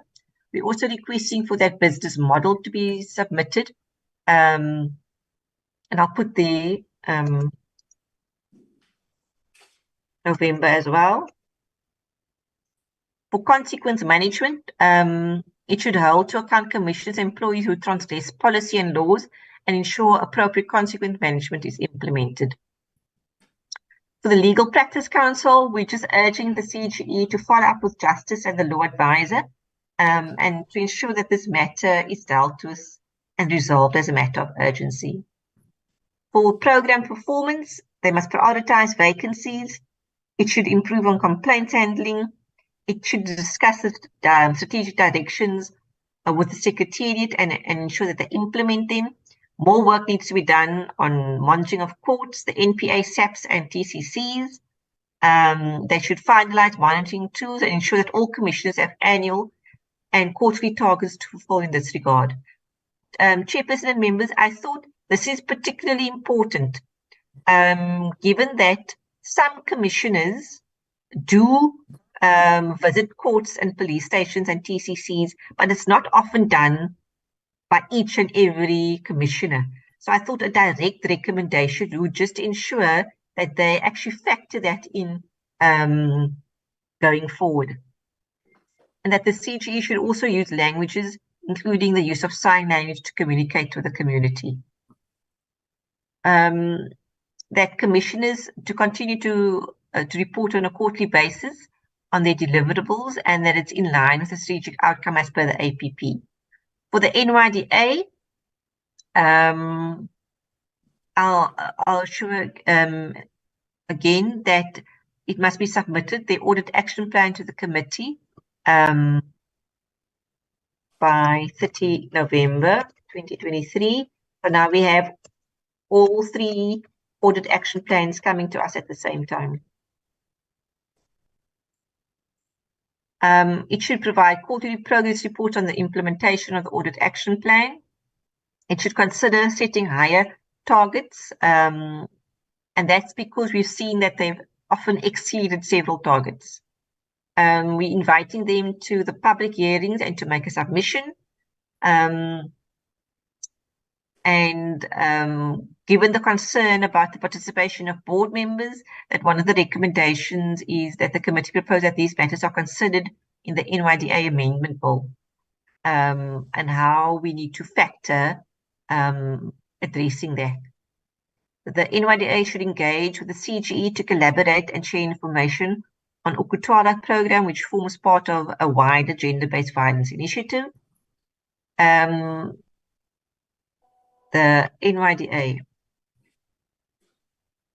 should hold regional youth dialogues to ensure that it reaches every young person in the country as an extension of the Nelson Mandela Youth Dialogue Initiative. It should provide a breakdown of grants given to young people in terms of gender, province, and disability. It should collaborate with the mining, agricultural, and forestry industries to harness employment opportunities for young people, especially in Limpopo and Mpumalanga provinces.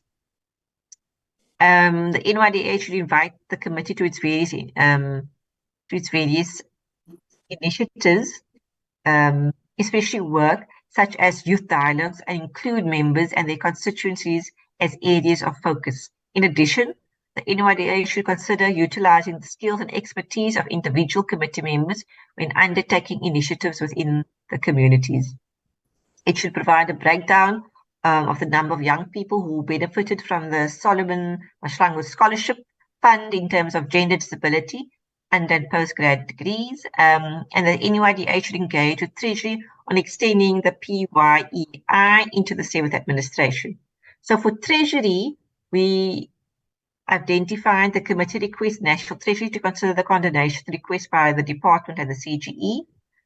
It also requests National Treasury to consider the request for rollover funds for the department and the CGE, and that Treasury consider the continuation of the PYEI in the 7th administration.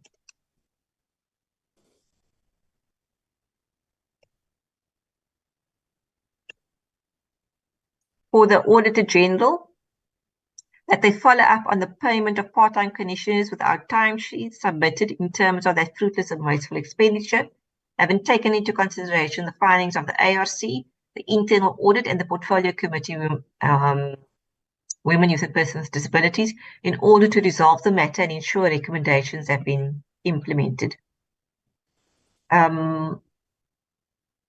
So the written report, we're asking for the 30th of November, and the briefing should be done at our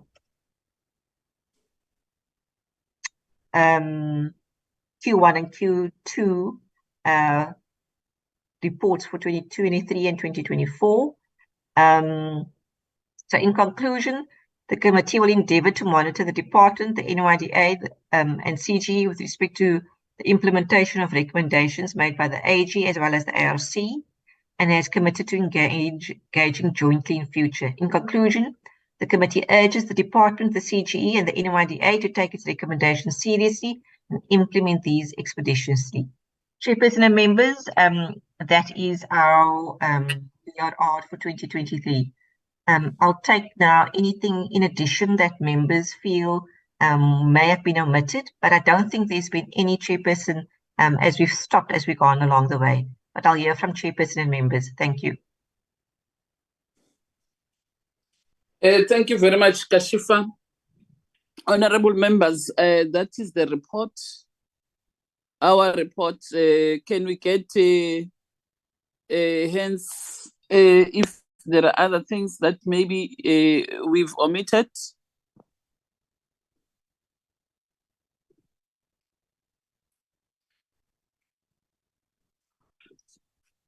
That other things that we omitted, honorable members? No, on my side, Chair. Okay. Mam Kaula, Mam Sonti. Chair. Kukhona nikubona ukuthi ngathi sijampile kulo kwesikushilo kuphi?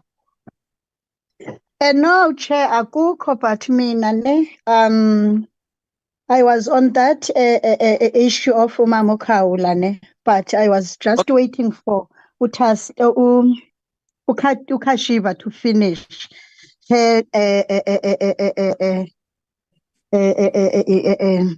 what is this presentation? You know, Chair, what I noticed is the time for this suspension of Mr. Botha. Yeah. It's too long, yes, from 2021, August on the 13th.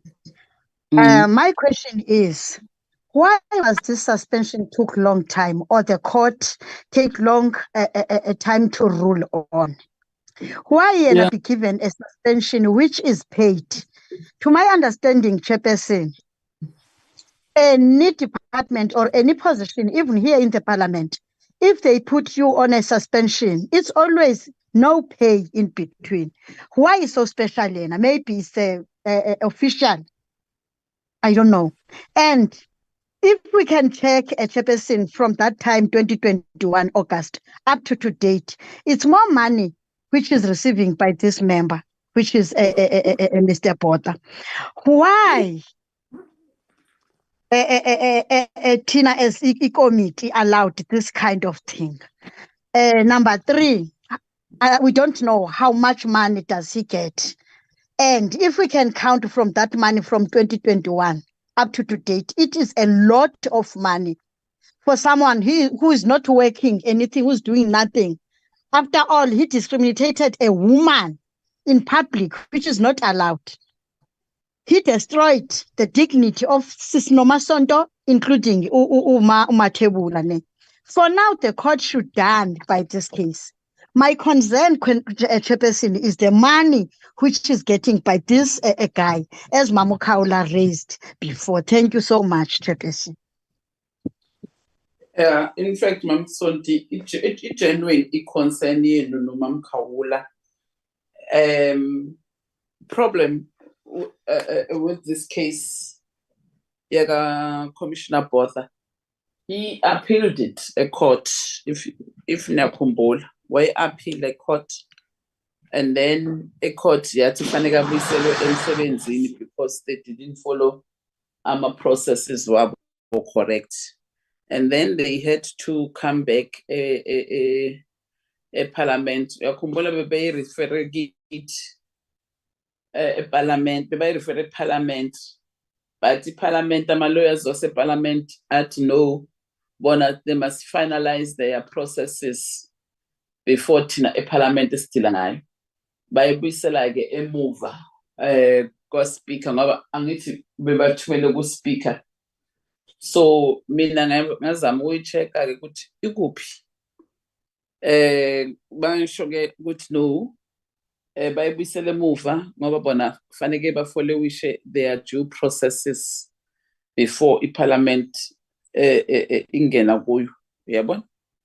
So iqiniso ukuthi lo muntu lo uhlale nje isikhathi eside akhona mahhala, yabo, angasebenzi because of suspension conditions abamnikeze zona. Yiyo nje lento le, it was just a technical problem yabo ukuthi bamnikeza kanjalo.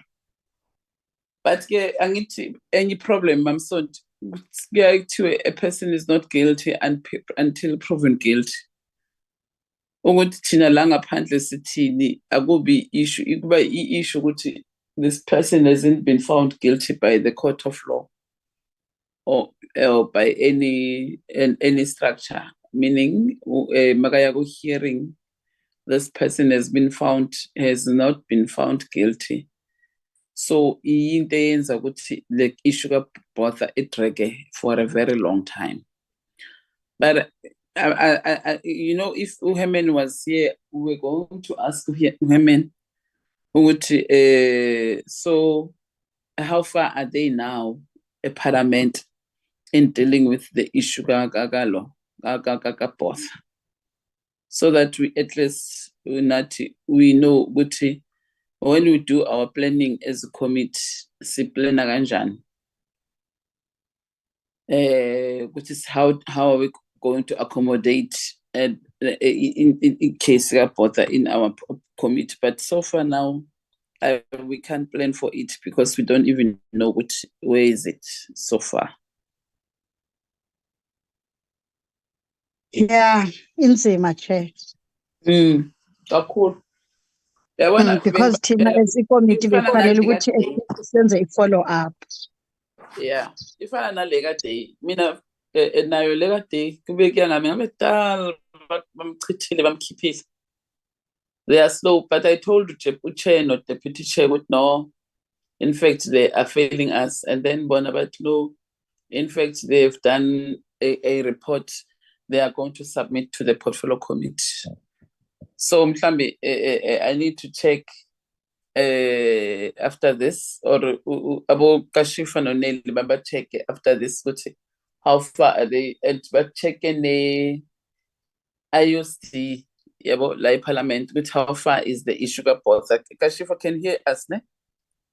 Yes, Chair. Yeah. What we'll do is with Nelisa, we'll just make sure Nelly is Herman on the platform or not. Oh, Herman is in the platform. No, Chair, he's not. Okay. No. We'll follow up with Herman, Chairperson. Yeah. Chair, can I just get clarity? So under HR, do I put in the observation the committee remains concerned about the long-standing suspension of Commissioner Botha? Yeah. But I just need clarity. Has he been suspended post that court? Because I know he went to court and we received a report in that regard. So is the status that he's been suspended or not? Because I'm not sure about that, Chair. He's still suspended, according to my knowledge. And if you remember, even when I raised this thing, he poster, yeah, I can no bonga.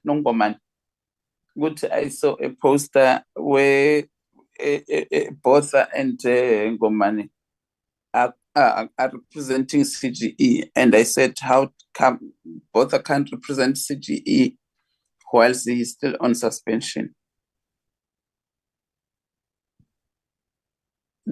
And they didn't say his suspension is uplifted, do you remember? Yes, Chair. Yeah, they kept quiet. So it means he's still suspended. So what I've done, Chair, is the committee remains concerned about the suspension of a commissioner that has been long-standing and still not resolved. Is that fine, Chairperson? Okay. Yeah. Honorable Sheriff. Thank you very much, Chairperson. A couple of things. Well done for such a really good report. I particularly enjoy the last table where you list the reporting that has happened and the reporting that has not happened. And Chairperson, I think that is very important because it tracks the reporting, or let me say the lack of reporting in some instances that we need to follow up. Yeah. Even example, next term, it will allow the new members to see how far have we gone with regards to matters that we're dealing with regarding the department, NYDA, and CGE. Absolutely, Chair. Chair, I just wanted to make a couple of notes. The first one on, I'll start with the CGE. I agree that the Commissioner Botha and Commissioner Day has taken too long, and something needs to be done there. So I fully agree with Mam Kaula, Mam Sunti, and yourself, Chairperson.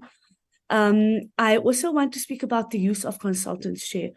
I know it seems like we make a big deal about it, but if you look at the NYDA is doing really well, and they're doing it with their staff and the staff complement that they have, and using their staff complement to the best that they can, to the point where they got 100% of their targets achieved with not even one use of one consultant. And then when the department comes in, the DG tries to explain why she has to use 116 consultants, it just doesn't make sense to me, Chair. So I honestly feel like it's a cop-out. It's because people are not doing their work, because people are not skilled, because we have 6 managers 6 directors, all in one department, but the work is not actually being done. And so, Chair, when it comes to the consultants, I think it's twofold.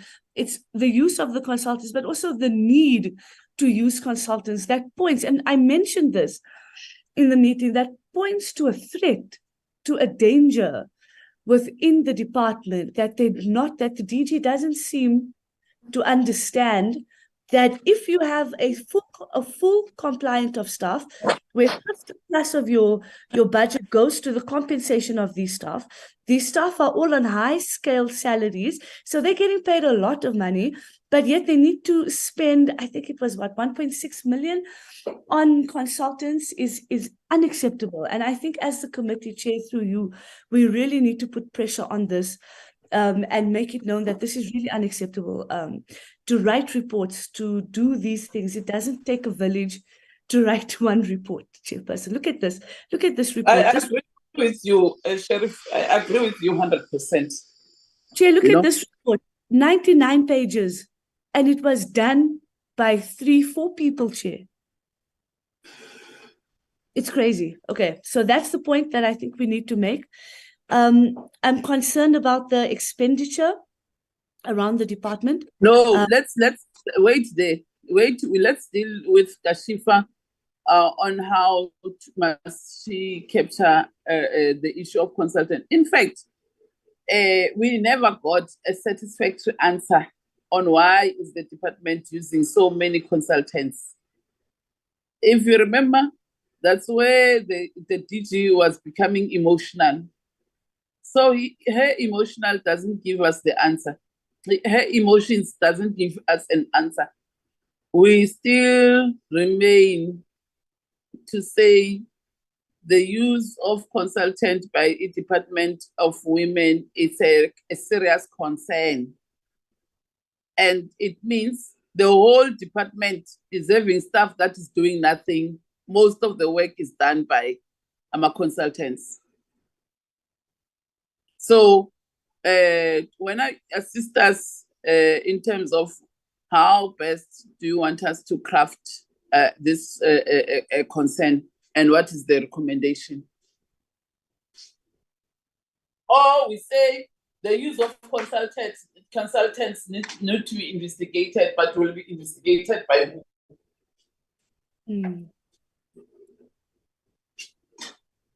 You understand, Sheriff?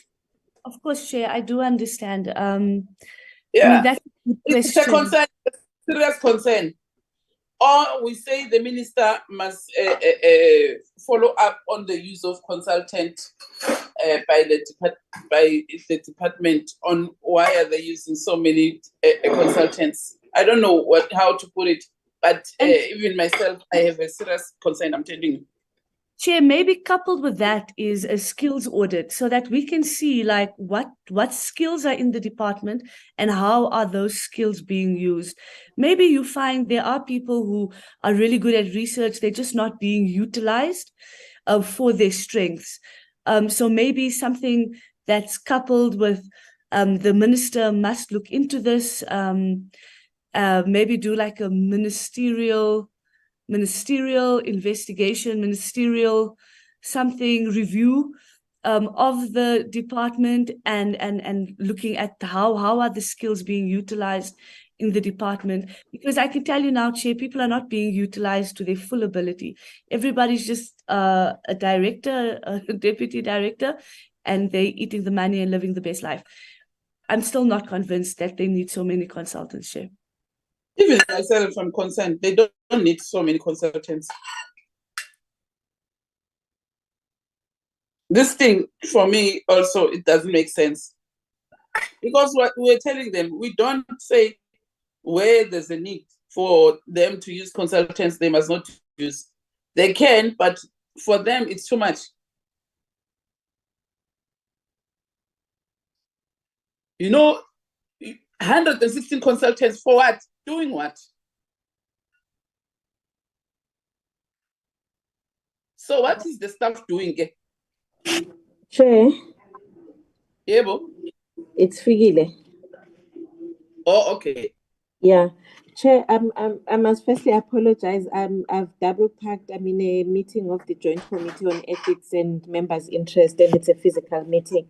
So I might be in and out of the meeting. But I wish to also comment on this matter as raised by Honorable Member Sharif, as well as your good self. And I think, Chair, we must do, some form of a comparison, because the NYDA had reported to us that they are not even using a single consultant, and that must really be commended. So I think that the department is insisting that on the continuation on the use of consultants, because it's something that we have raised since 2019. And if you can track back our BRRR reports, I think this matter has come out in all the reports that we have done in all the financial years. So it's I think really, and we have been asking it in relation to what the staff themselves are doing, because they are looking at issues of research, monitoring, and evaluation. But they already, we had said that if they don't have the internal expertise, then they must employ them within the department, because some of those are senior posts, which the work that is conducted by these consultants ought to be conducted by the staff members themselves within the different programs in administration. And Chair, I think we must, be hard on them in relation to this aspect, and not let them, off the hook, because we have been drumming it to them. Instead of decreasing, you are seeing the number of consultants and the money amount being used increasing, which is a worrisome factor, Chairperson, that we must really look into. Thank you very much, Honorable Chair. I agree with yourself and Honorable Sharif. Yeah, because for me, it doesn't make sense, Honorable Masiko, if they are using consultants 116 instead of decreasing. In fact, what I'm seeing is that the officials of the Department of Women, they are not working. Because if you can measure the use of consultants and the results that they have produced, can we really say they have produced a lot of work?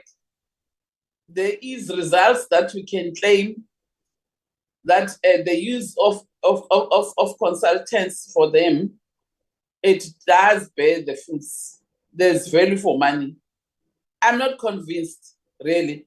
But I don't know, Kashifa, how can you capture this, Yeah.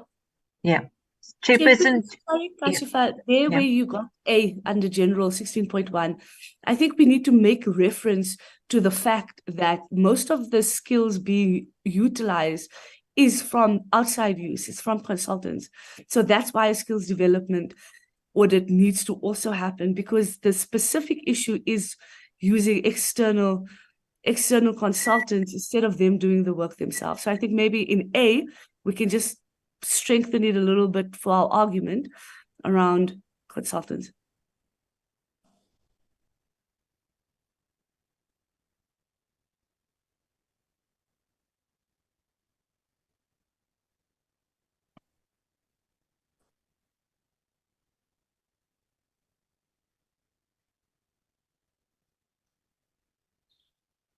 Kashifa, what are you saying?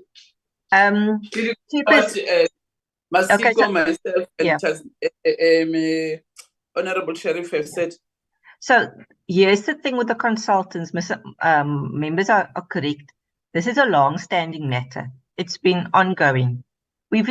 Our first, right up from the start, we're asking for a skills audit.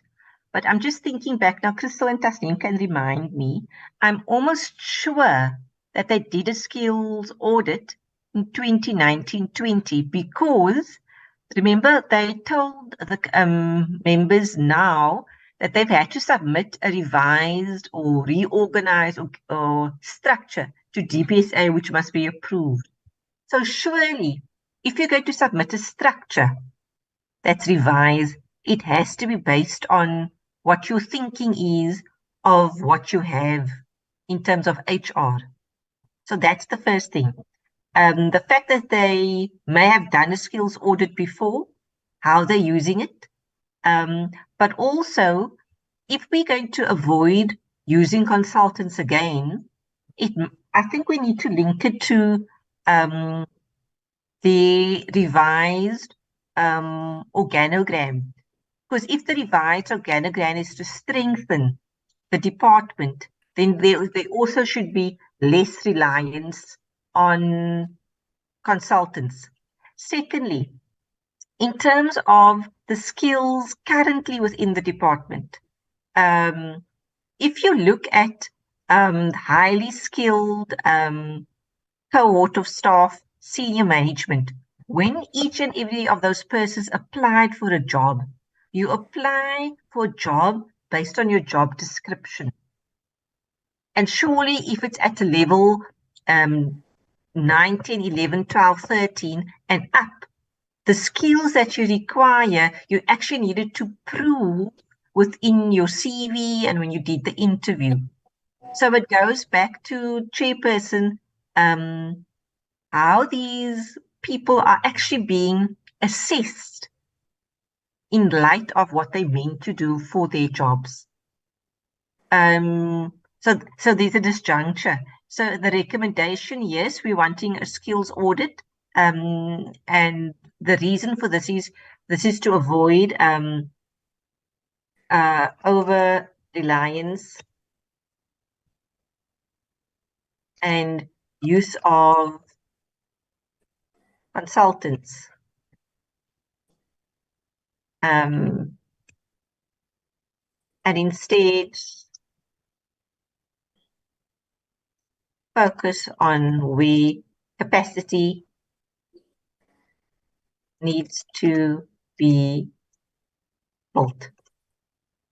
So the reason I'm putting this in one, we're saying, yes, we're going to do a skills audit before. Again, we're requesting for that, but I'm reminding members that the department just actually submitted a new revised organogram to GBSA.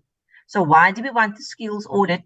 To avoid using consultants in future, and instead, after they've done the skills audit, then we can see where the gaps so that they can build on the capacity that is missing.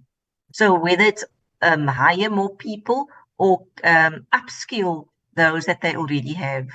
I think the other important matter for me, Chairperson and member, is around this thing around, are people doing what they're supposed to? And that's around consequence management. Remember, people got pay progressions, notch increases. Between Crystal, Tasneem and myself, we wrote a 100-page document, but we actually haven't had a performance bonus in more than a decade. Yes, members, it was 10 years last since any of the three of us actually saw a performance bonus. But the department is giving the officials pay increases and notch increases. So coming back to why we're using consultants, it has to be linked to something around consequence management of how they assess the current staff. So if we go to the HR recommendations,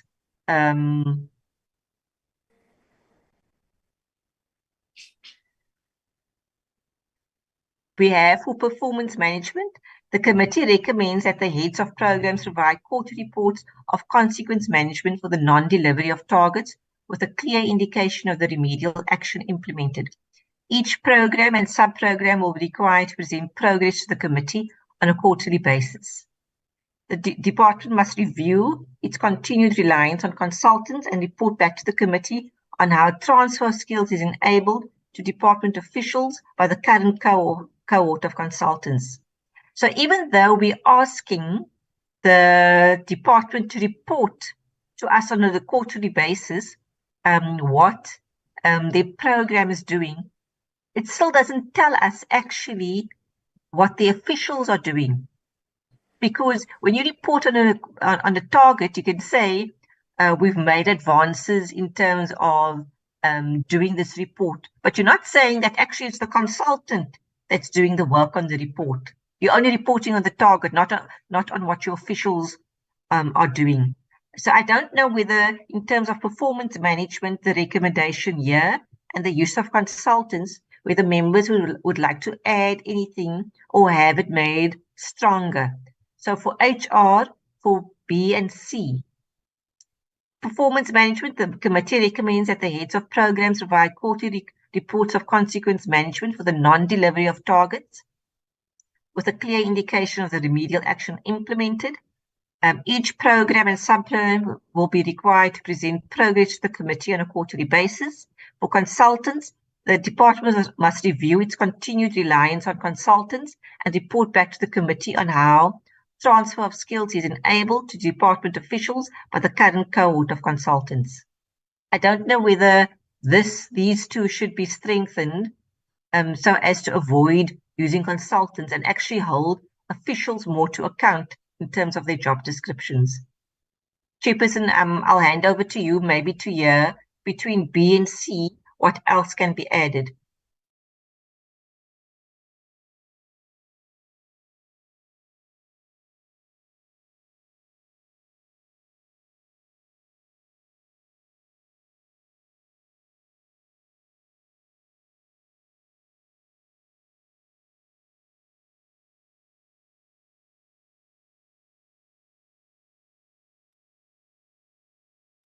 Chairperson, just around B and C, is this adequate or is there anything else that we could add? I'm not sure, maybe Crystal or Tasneem thinks there's something stronger that we could put in. Yeah, they can assist us. It's okay. Kashifa? Thank you, Chair. So I'll hear just from maybe Crystal and Tasneem, what should be stronger in terms of the performance management and the use of consultants in light of what Chairperson Ms. Masiko and Ms. Sharif had just said now? Thank you, Kashifa. Thank you, Chair and members. I think from my side, I don't know how much more we can put in there because we've spoken about the transfer of skills. And then we've also included the thing around the skills audit. So I don't know how else to word it stronger than that, but I do think it covers everything that needs to be said to the department. I don't know if Tasneem has anything to add. Yeah, sure, Donkey. Sure.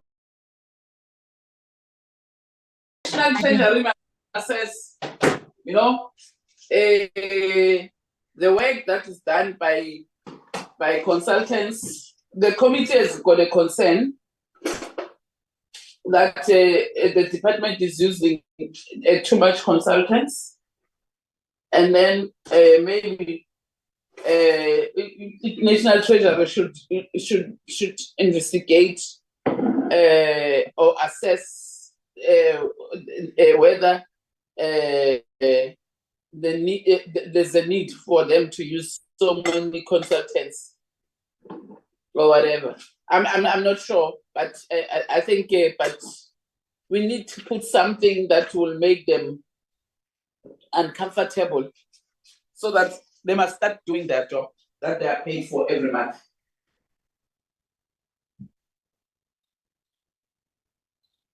I don't know, Sharif, what do you think? I'm sorry, when Mam Kaula. Yeah, I like this National Treasury one, because you're right, we must start holding them properly accountable for their use of consultants. In terms of the performance management and the consultants part of it, Kashifa, you know, when you speak about how people are getting paid for and increases for work they're doing, that's very concerning. It's concerning because you're getting paid, you're getting a bonus, and then you're doing what? So I think maybe to I don't know how to add it, how to speak about like maybe an assessment based on the increases versus the work being done needs to be done, or a report showing I don't know, portfolio of evidence for work to be done that can convince the committee on why they should be getting paid more money. it's it's all just a mess. But I'm happy that we did cover quite a bit of it. So yeah. So somewhere there, you know, to just make mention of the fact that the committee is concerned at the continued increase or notch changes, especially when we can't see the work that's being done. It goes back to that value for money point you made, Chairperson, that if we're getting more value for money Meaning from there's no proof. There's no evidence. There's no proof. Do we have any evidence that would make us to agree with them to use consultants? We don't have. We don't. And I think maybe that's the stance we take is based on evidence-based reporting, evidence-based planning, because we can't just take people's words that, oh, the DG of Disabilities is doing her work when we haven't even seen anything from Disabilities since 2019, Chair, just as one example. Yeah.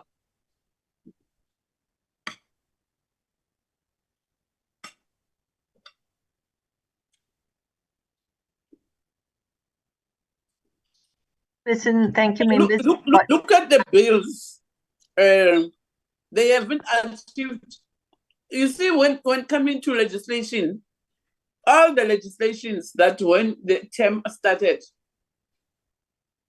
that they said they are going to do in this term, they've done none. Unless Mina, I have forgotten to prove that there's a need for them to, those consultants are working. And those consultants are doing what? Yeah.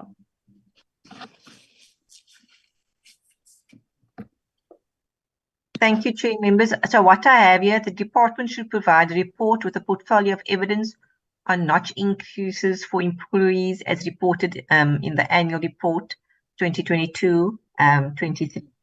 That will give members the evidence to engage, and then because they've said, they've reported on this, the money was spent, these people got more money. Now we're asking, okay, submit that report about why these people got it with the portfolio of evidence in order for you to make an assessment.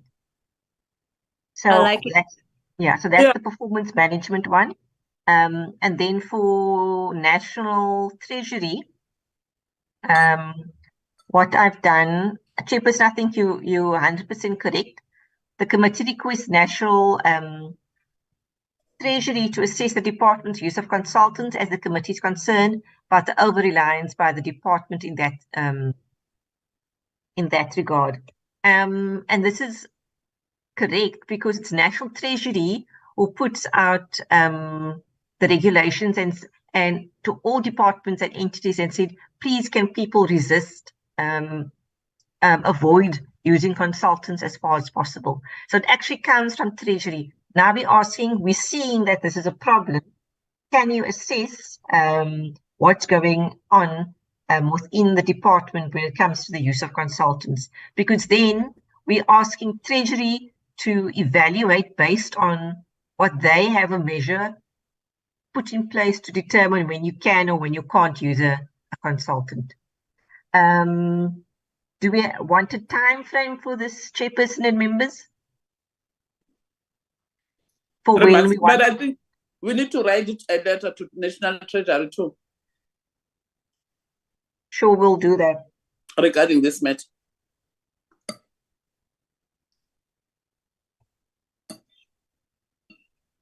What do you suggest? What do you think? That's correct, Chair. We'll follow up with because we have a concern. This department keeps increasing the use of consultants, and they wonder how do they approve it. So definitely, Chair, that will be a resolution in our minutes, and that Nelisa will document, and that one of the outcomes of today's meeting is in relation to this resolution. And I signed off. I signed off that letter to National Treasury. Yes, Chair. So we'll put there, in light of the BRR recommendation and the committee's concern about the department's over-reliance and use of consultants, the committee hereby requests that National Treasury looks into investigates the matter and reports back to the committee in this regard. So that will be our committee resolution. But and not be sidetracked by issues relating to management and administration of the department.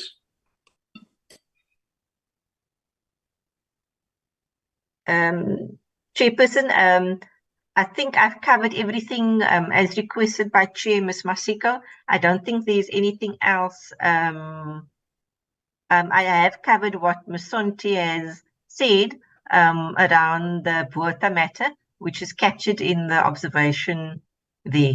There's nothing else from outside, Chairperson, unless Chair or members have anything in addition. Thank you. Chair, sorry, if you allow me, Chair, because I was still on the floor. Consultants was my first my first point. Chair, can I continue? Thank you, Chair. Kashifa, can you go to the one in terms of the CGE when it looks at those commissioners Day and Botha, just to see what is written there so I can understand it.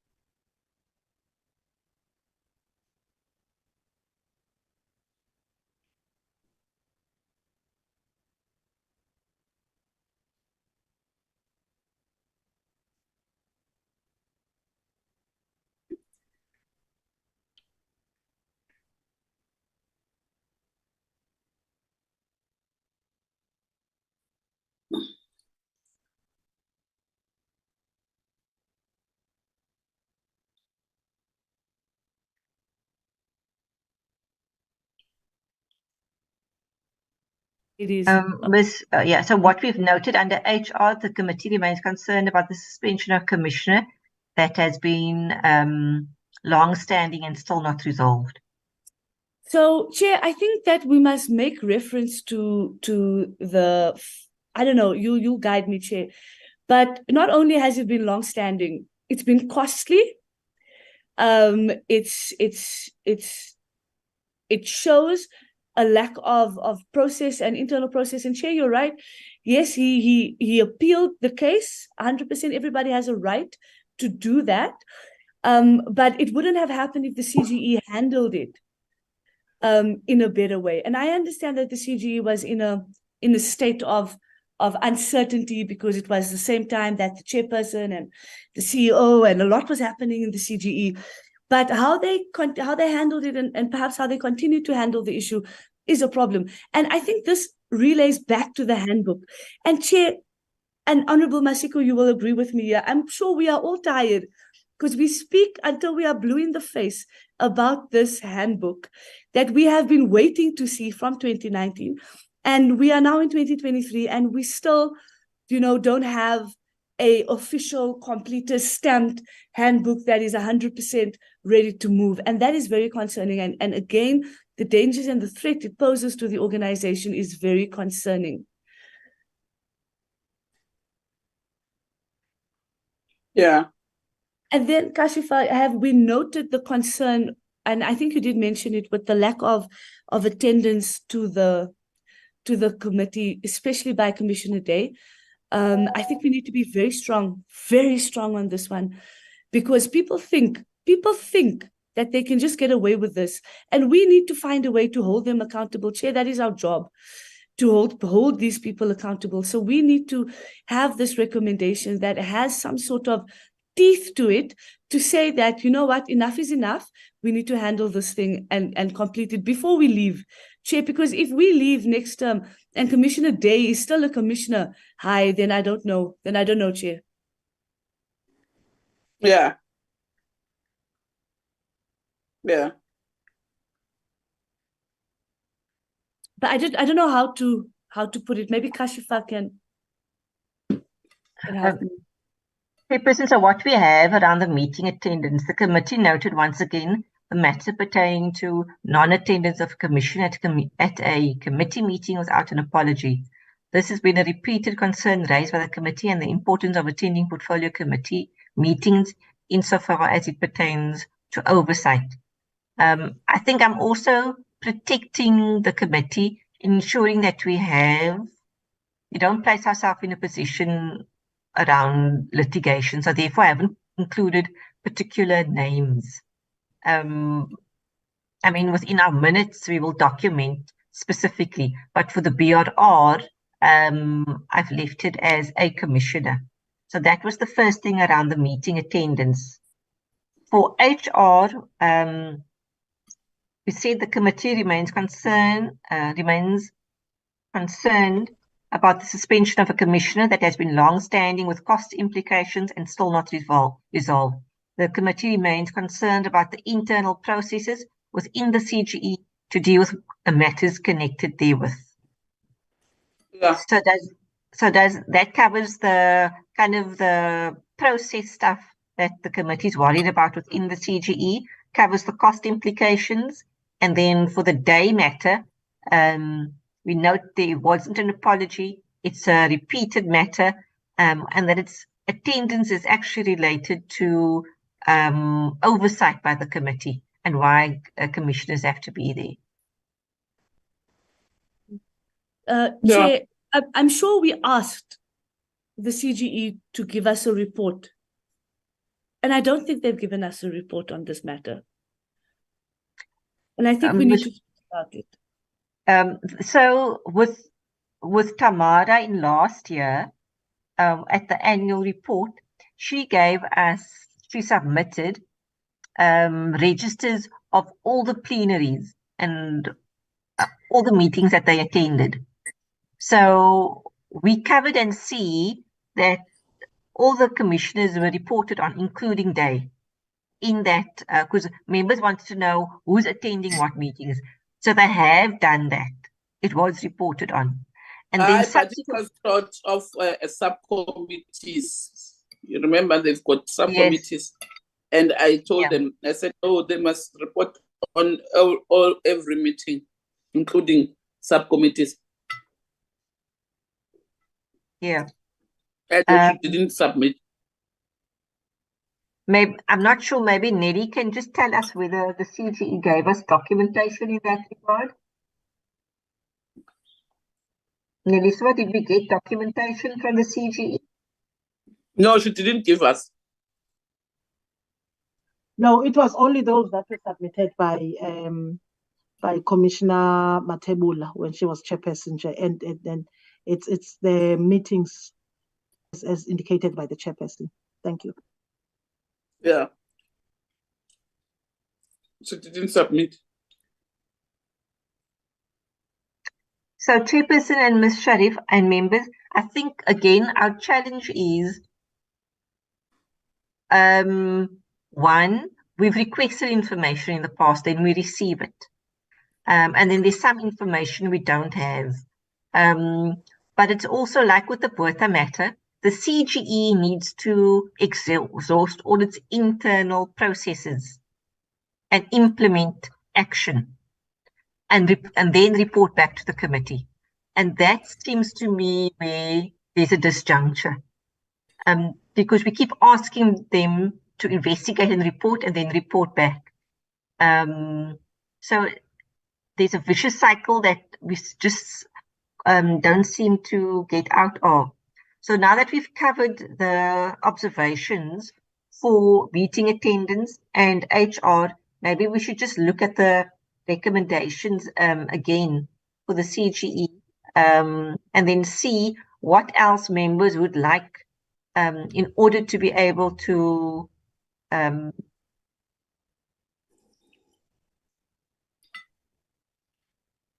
kind of Kashifa, yes. we can put we can put in the recommendation that the CGE must provide all outstanding reports based on this matter. So to report on what they didn't, like you're saying, the vicious cycle is that they report, we want more information, they go back, they just don't come and give it back to us. So maybe if we say all outstanding reports, which will include subcommittees, which will include the process that they've done, which will include the current, because remember Tamara gave us the information last year and we need an updated one now. So we can track, okay, cool, has Day attended from 2019, 2020, 2021, all the way up to 2023. Maybe that can help us with that vicious circle you talk about.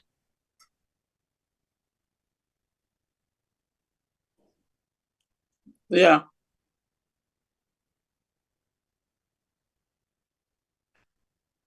So what I have, the CGE should report on all outstanding or should submit all outstanding reports pertaining to attendance. Sure. So just we're asking the CGE to submit all outstanding reports pertaining to attendance of commissioners, to meetings, and the long-standing suspension matter. So Sharif, do you want anything more specific than that? Nope, that's okay. Thank you, Chair. Honorable Pony.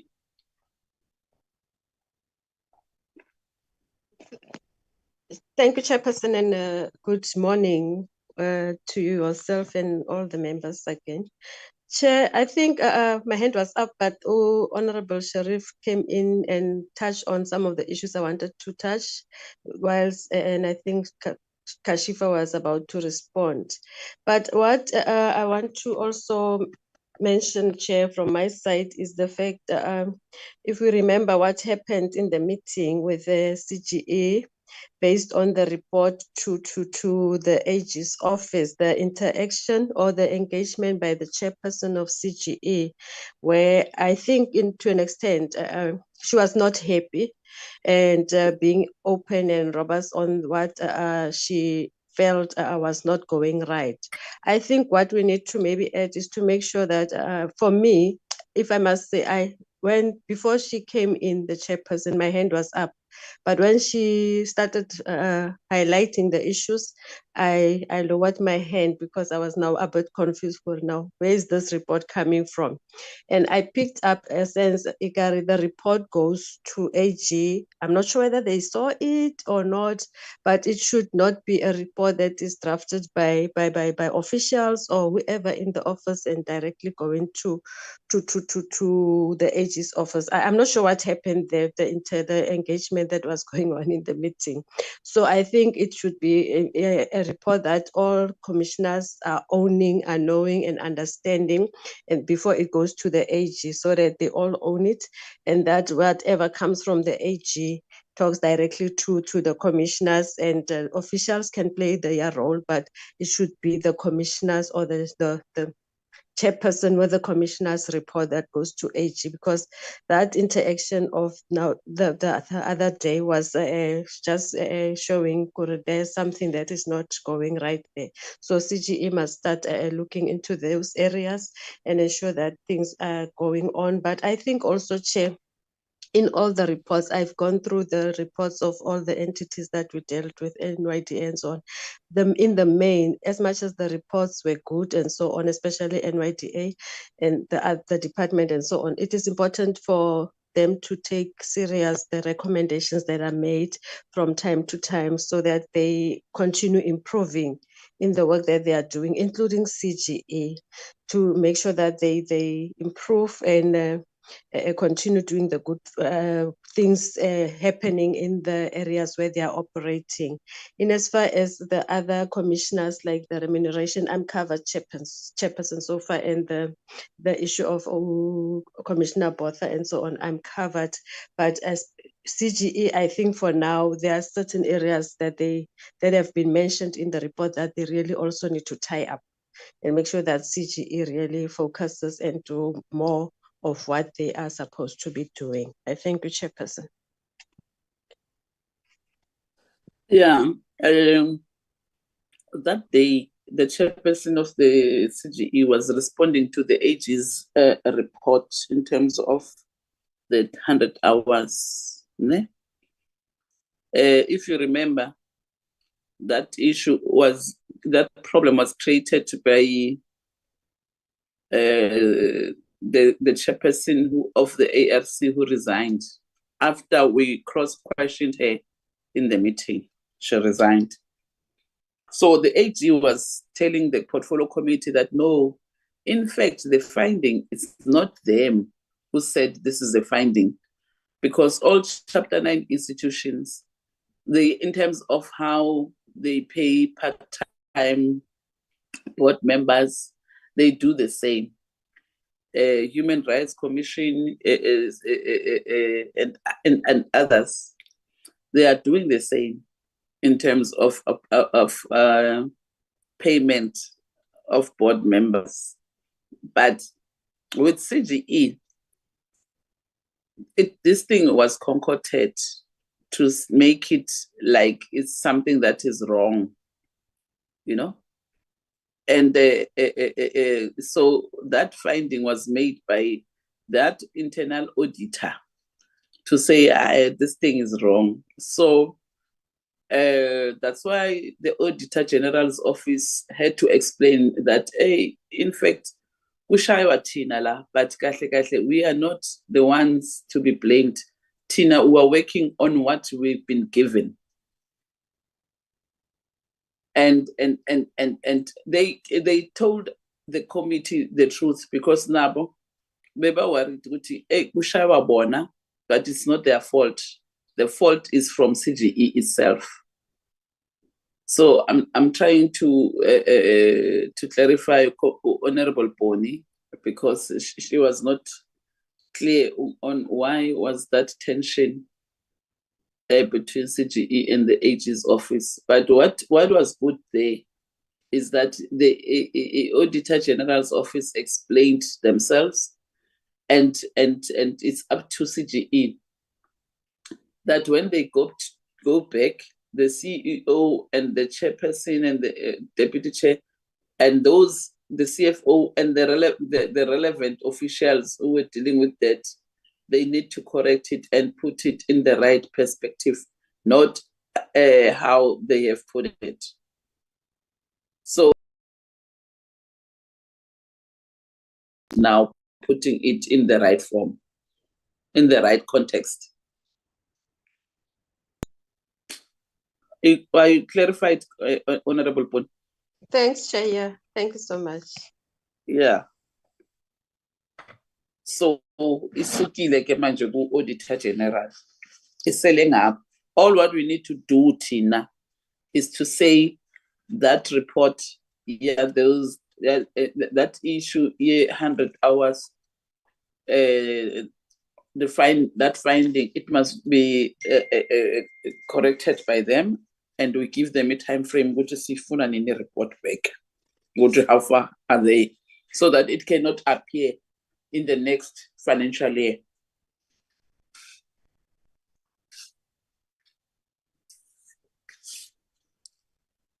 So, Kashifa, add that one. Ne? Yes, Chair, I'll go right to it. Yeah, because it deals with their internet controls.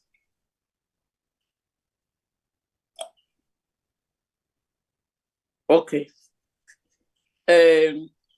What else, Sheriff? Are you done with the things that you wanted to raise? I think I am. I think I am, Chair. We spoke about that was the last one. Things. Yeah, we spoke about a lot of things, but I think we captured very well in terms of the meetings that we've had. So thank you to Kashifa, Jasneem, and Crystal. You guys are incredible. A team. Thank you, Chair.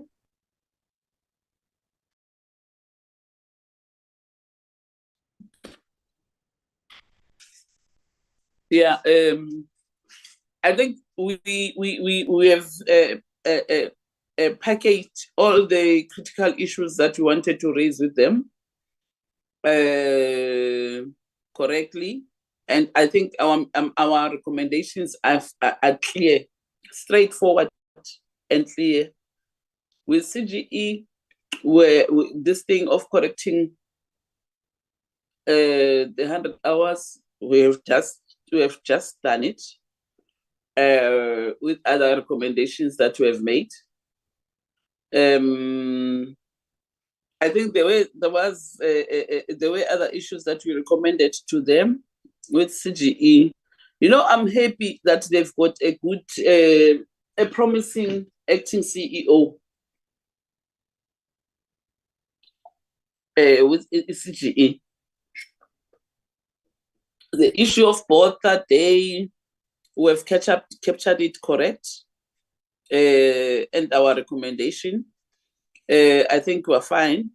The issue of all outstanding reports, we have mentioned it, and I think even our table shows them what are the issues that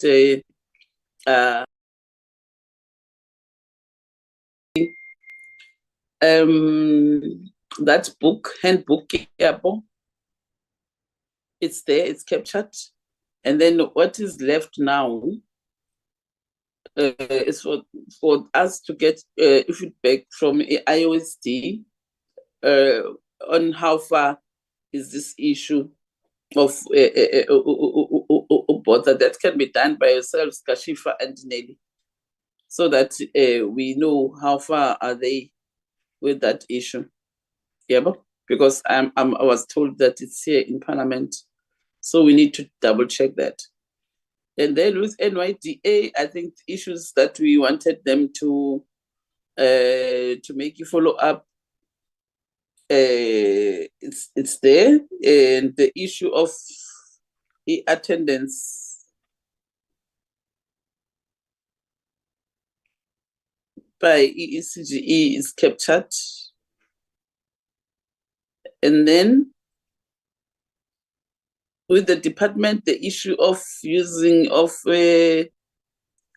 consultants, we have dealt with it now. It's correctly captured. And I think this is one of the issues that when we have a meeting with the National Treasury and the department, it must be also in the agenda, one of the agenda items, so that we deal with it once and for all. And then what was the next issue? The issues that were very critical, I think we've captured so far. If you are satisfied, honorable members, you can tell me what you are satisfied, and then we can move for the adoption of our report. Mam Sonti.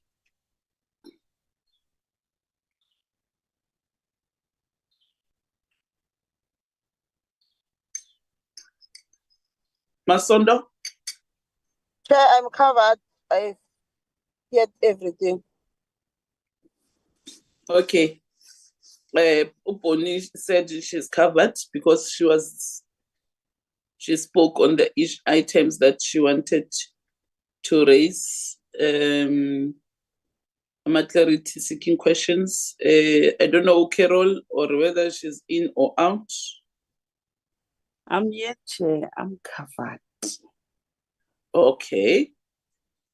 And then Nazli, we are satisfied with how we captured all the things there? Fully covered, Chair. Yeah. Mam Sonti, I think she's experiencing a problem. I don't know. Mam Sonti, I can't see.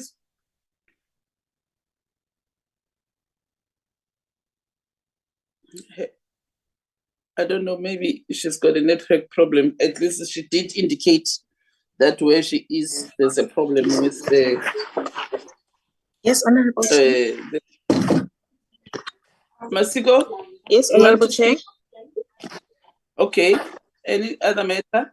No, and Chairperson, thank you very much. I think I'm fully covered with all the issues that have been raised, Chairperson. I think the report properly captures, and I must also join Honorable Sharif when she was passing the sentiments to our research team in saying that they have done really a thoroughly good job in the report. Thank you very much, and thanks to the team. Thanks, Chair.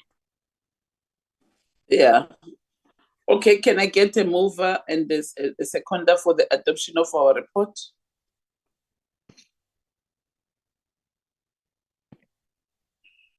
Masiko? Thank you, Chairperson. I wish to move for the adoption of the report. It has fully captured the essence of our discussions as the portfolio committee. Thank you very much, Honorable Chair. Thank you very much, Honorable Masiko and Honorable Boni. Thank you, Chairperson. I would like to second the proposal or the adoption of the report. Thank you, Chair. It's a very good report. Thank you. Thank you very much, Honorable Boni. Honorable Sharif. Chair, you know the drill. I have to reserve our right until we can present it to our caucus. Thank you, Chair. All right. No problem. It's okay.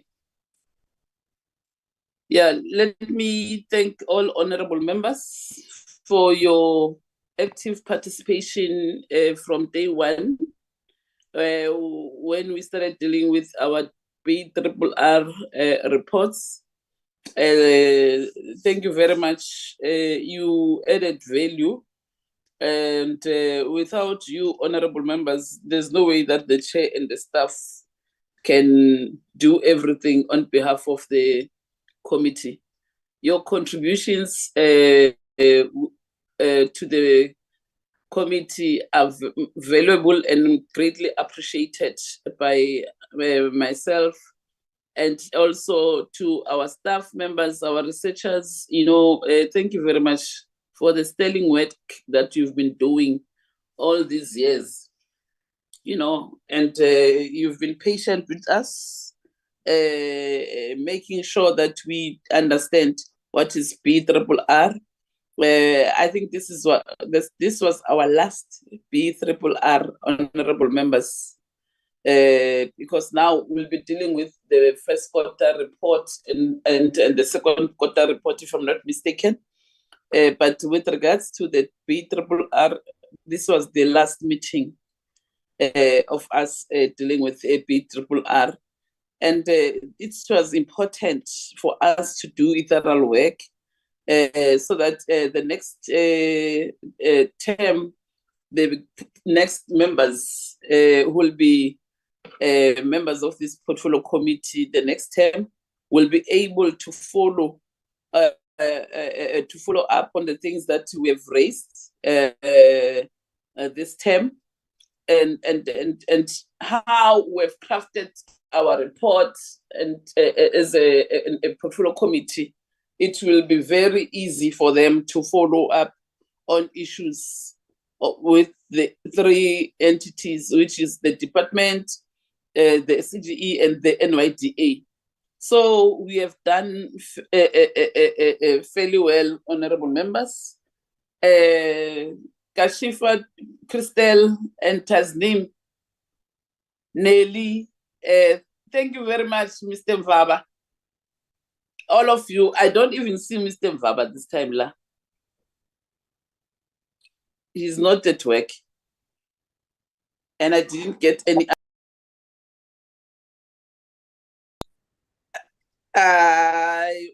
In gadget. They will stand Chair. Yeah? Standing committee or not touch general, Chair. It's committee or not touch general. I'm a co-host. Oh, okay. Okay, Bon. Yes. Oh, okay. Thank you very much to yourselves, our staff members. You made us shine, because if it wasn't for you, your efficiency and productivity, we're not going to produce such good reports, and we were not going to be able to do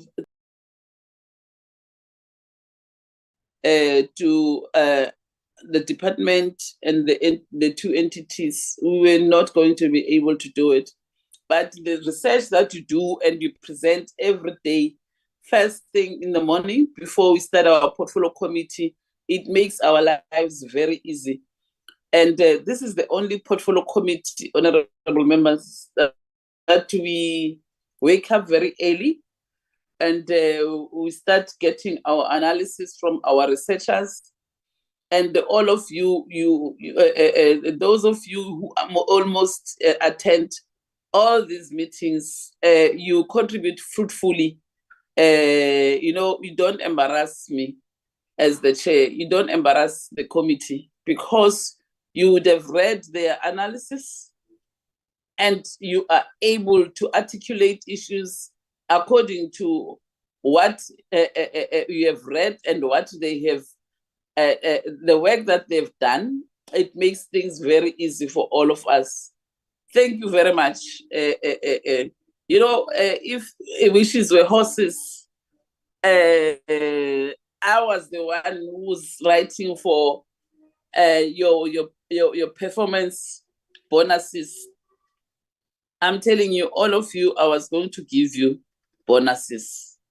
Although I always say they must give you bonuses, but you don't tell me if they did give you bonuses or they don't give you bonuses. So, but I think I'll have to speak to your managers.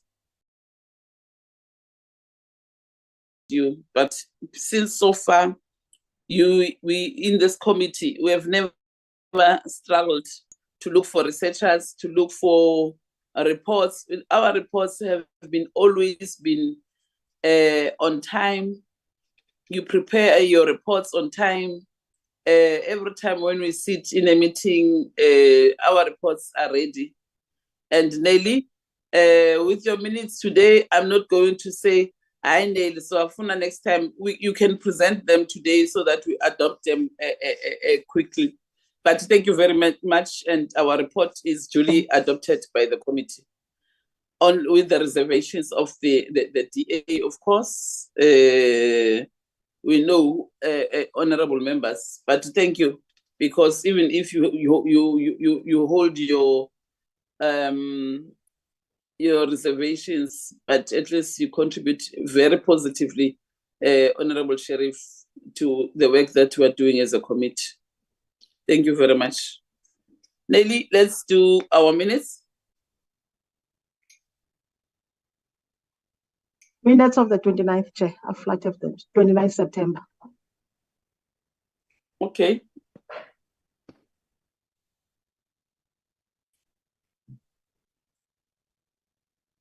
'29 September. Oh, of the bill. Oh, okay. Can I get a mover? Any corrections?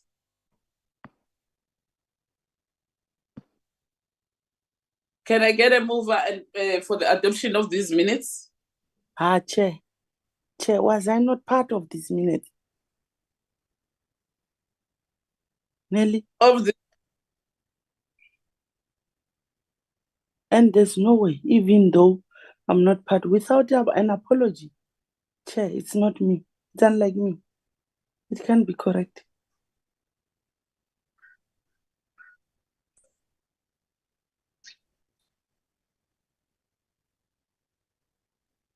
Am I noted, Chair? Noted. You are right. Ngiyafunda le register le kuthi thini.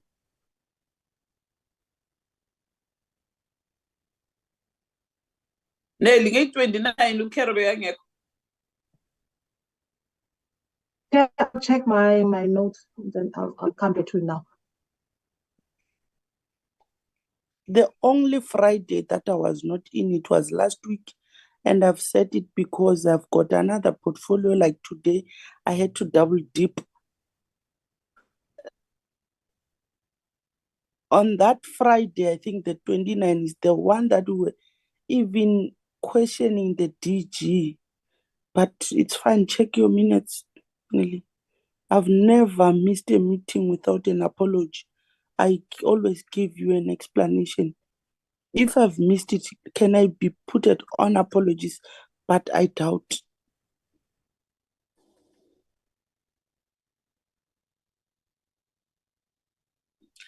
I took omitile nje.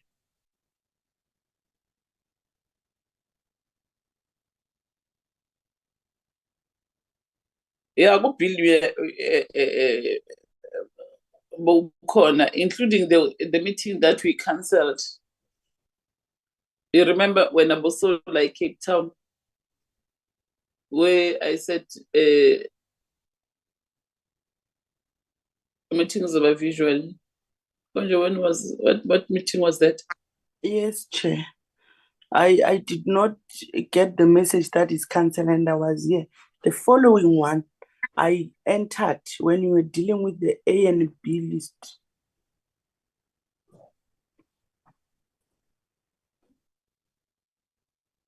Yeah, I bukhona. Umuntu oyi-one bengekho kubhili wonke. Mistake.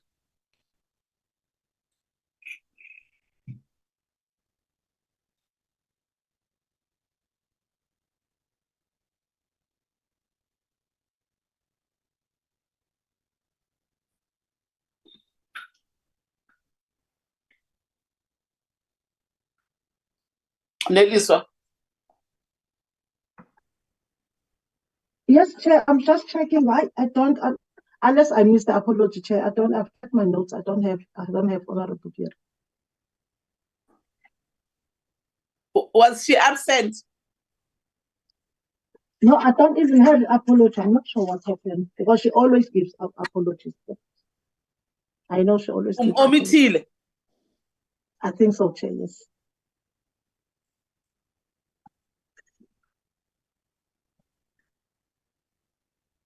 Okay, ngicela ukuthi umfake. Yes, I'll add her, Chair. Okay. Thanks, Honorable Piri, for reading the attendance register. You know, this thing is important because this thing, it also assists for SARS. I remember, Mina, I was querying some of the meetings, the NA. And now, those AA, NA, you need to check them. Because once you don't check them, they will say you're absent when you're present in the house. Sometimes, you know, those registers, they come late. And years ago, when I put the toilet, and then they will say you're absent. That thing, and I had to query it and ask my secretary to query those things and give them proof that I was there.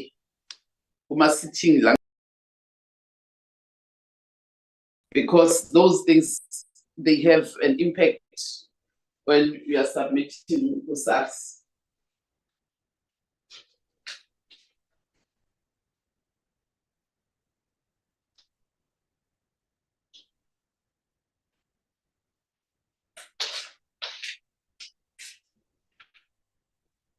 Whether I said Cape Town, it's much.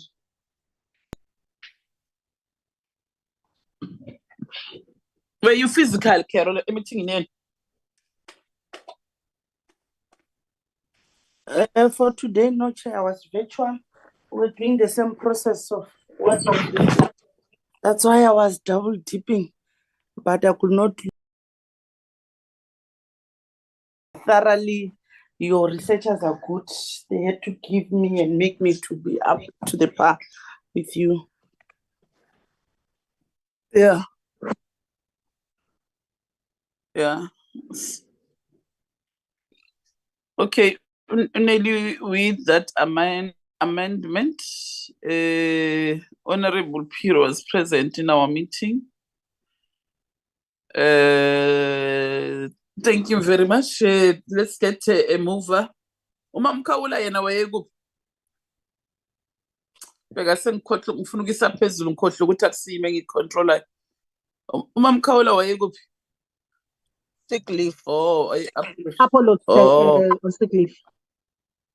Oh, okay. Okay, can I get a mover for the adoption of these minutes? Honorable Masondo, Chair. Okay, I move Sebo, that we adopt the minutes as true reflections as amended. Thank you, Chair. Thank you very much, Honorable Masondo. Can I get a seconder? Chair, Ebo Mamsond. seconda. Okay, thank you very much, Mam Sonti, for the secondment of the minutes. Let's get the next set. Then these minutes of the 29th September 2023 have been duly adopted. Let's get the next set of minutes.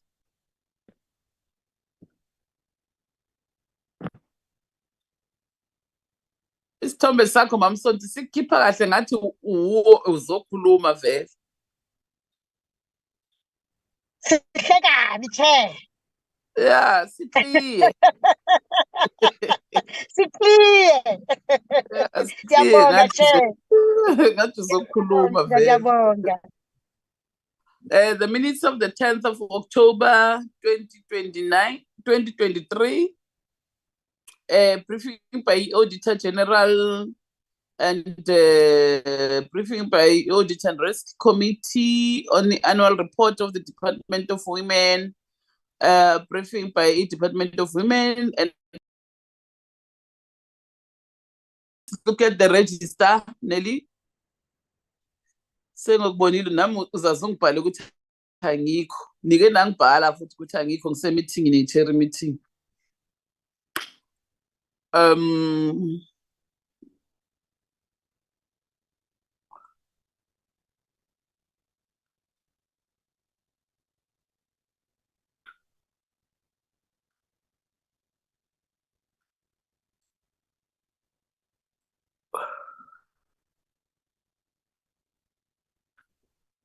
Okay, phezulu futhi Nelly. Nelly. Le nto ibhale la akusiyiyo. Uma Mhlenga umbhale ukuthi ukhona meeting at the same time umfaka kuma apology.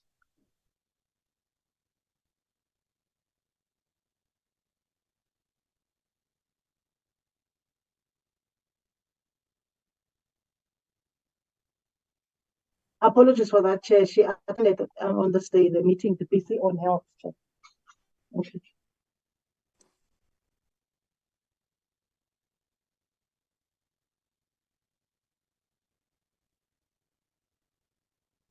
U-Opperman umbhale ukuthi ukhona meeting kodwa at the same time ukhona ku apology.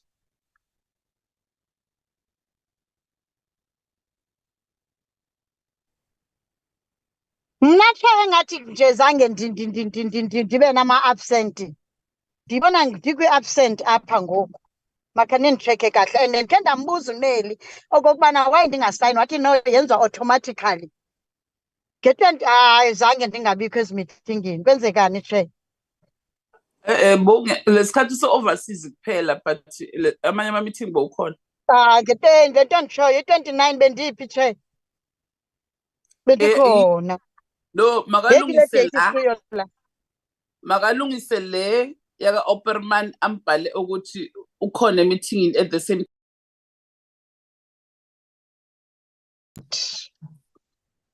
Aka-check ukuthi wena ngeyile date ngeyi-10. Ndikhe ndambuza ndilesasithuko. Ndikhe ndambuza uNeli ngenye imini wathi no zinantsi kwa-automatic. Ngesikhathi sidila ne-Department of Women bowukhona? Mina? Ndikhona mna chairperson ezimeetingini. Ndizomisa ii-meetings ngoku ndingekhoyo ndihambe nge-7 le ka-Oktoba ndabuya ngoku. Oh, wambe ngeyi-7 wabuya kusho ukuthi bowungekho ke la ngeyi-10. Oh, ye-10 lena ne? Yeah, iyi-10 le. Date lapha 10 ne? I don't see the date. Yile bose-overseas na. Hayi ndingekho sithandwa sam. Yeah. La Enkosi. Hayi bendingekho Chair, enkosi. All right. Again, apologies. Honorable Opperman was not in chair. She attended political party work. I have her apology. Yes. Angithi bekangekho vele. Right lapho. Honorable Sheriff was alone. 10 October, yes. Angithi yongitshela ukuthi ilungise akakwazi ukuthi abeka ngithu ngoba ngiyamazi la ukuthi wayengekho Honorable Sheriff. I spoke to her.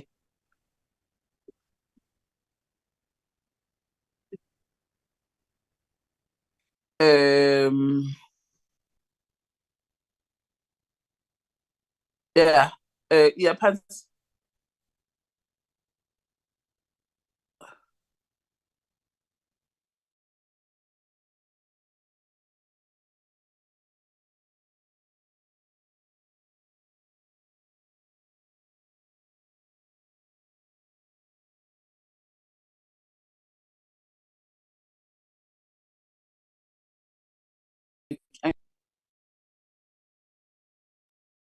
What do you wish, Chair? Should I continue?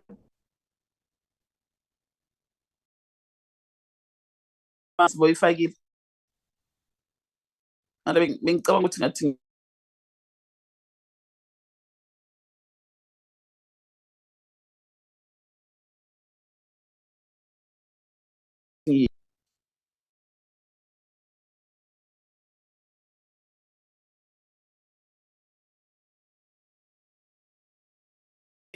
yama-RTT i-raise right ukuthi bathi ayi-17 mara khona 12 encwadini yethu. Kashifa. Yes, Chairperson.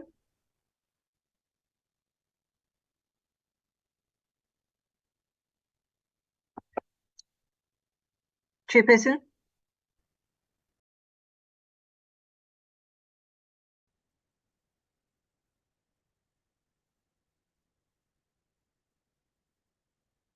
Unless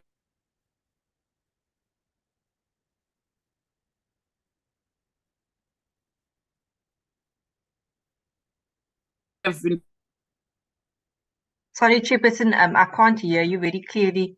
I think the connectivity is a bit bad. If you could repeat that, please. Thank you. over for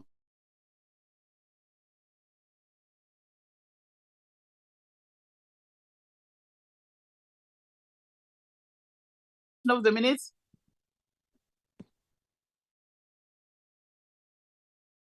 Chairperson, we couldn't hear you. Your sound is breaking.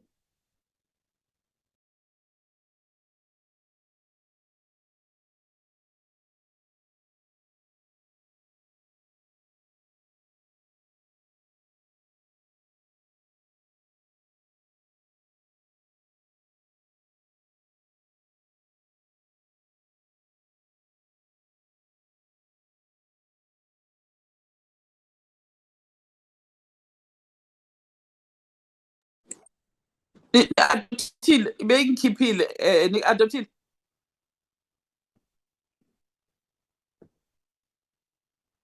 No, Chair, we couldn't hear you. And it's not it's because it took me out of the meeting.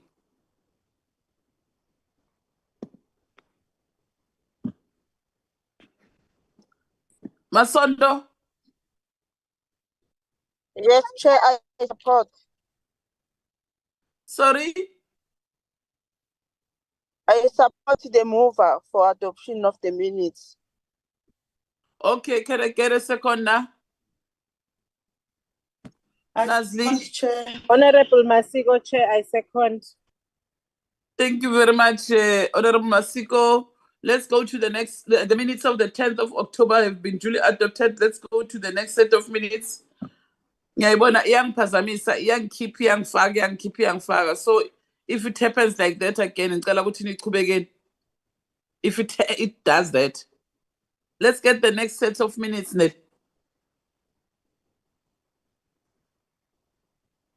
Minutes of 13 October, Chair, last week Friday. Minutes of the 13th of October, vezi register. I think. Uhlongo bekangekho, bekakuphi? Oh, yeah.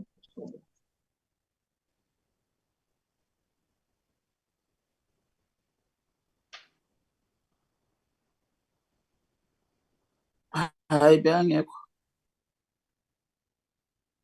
No, she was in check. Nini? 13 when we're dealing with the CGE.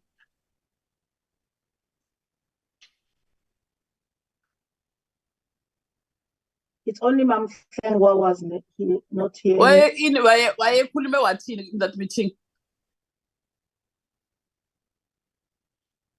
Hayi mina ngikhumbuli nile. Masiko? Yes, Honorable Chair, I think this is the last meeting that we've had. What is the date again? 13. The last meeting was the NYDA. This was the 13th. No, I don't think she was present, Chair, in that meeting. No, she was not present. Nama Yes. ngikhumbuli.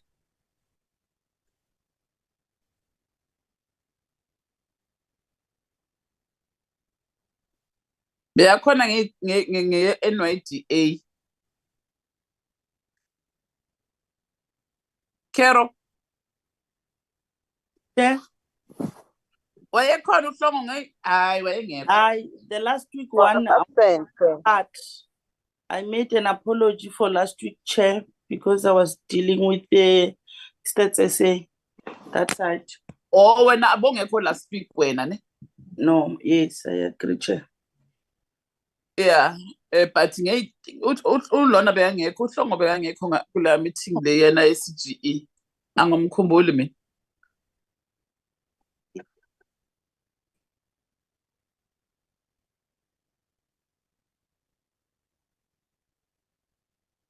Umuntu wayekhona boku uSmasiko, uBoni, uMasondo, ulo. Sorry to interrupt. I've got in my notes. This clause indicated it was logged into two. One was our meeting, social development. That's what I've written down in my notes. The meeting of 13th of October. She was not present, ne? No, she indicated to the committee that she was logged into two meetings. She was logged into that meeting of us, as well as the PC social development.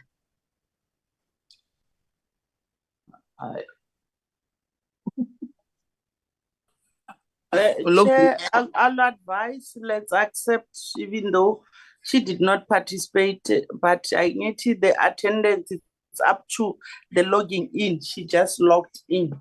As they are saying, or she indicated she's in two meetings. So she prioritized to participate on social development than this one. So I think I'm proposing, as much as I was not part, let's just accept she was part.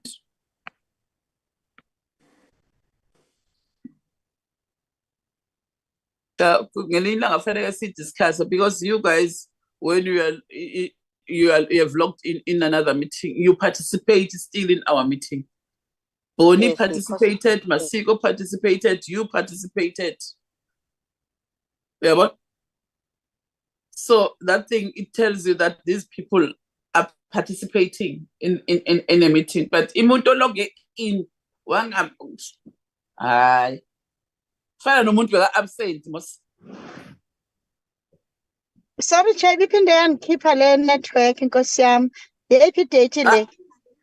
Hayi alright male bowufake apology. Bongekho ngeyi-13 angithi khana ubuye manje. Oh yeah. Okay. Okay. All right. Nkosi ndiyayibona Chair. Okay. Last week. Yeah. Ndiyayibona sithando sami Nkosi Chair. No, it's fine. Let's leave it like that, as you're saying, you're proposing, but I think this is subject to discussion next time, ne? Because you guys always, most of the time when you are in another meeting, you've logged in another meeting, you make us aware, good, you're in another meeting, but you also participate in our meetings. One thing good about you guys.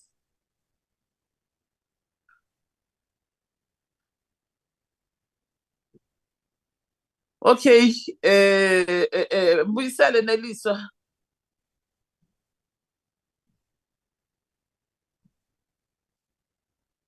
Nelly. Yes. Yes, Mbuyisele kule register. Okay, I'll do that, Chair. Yeah.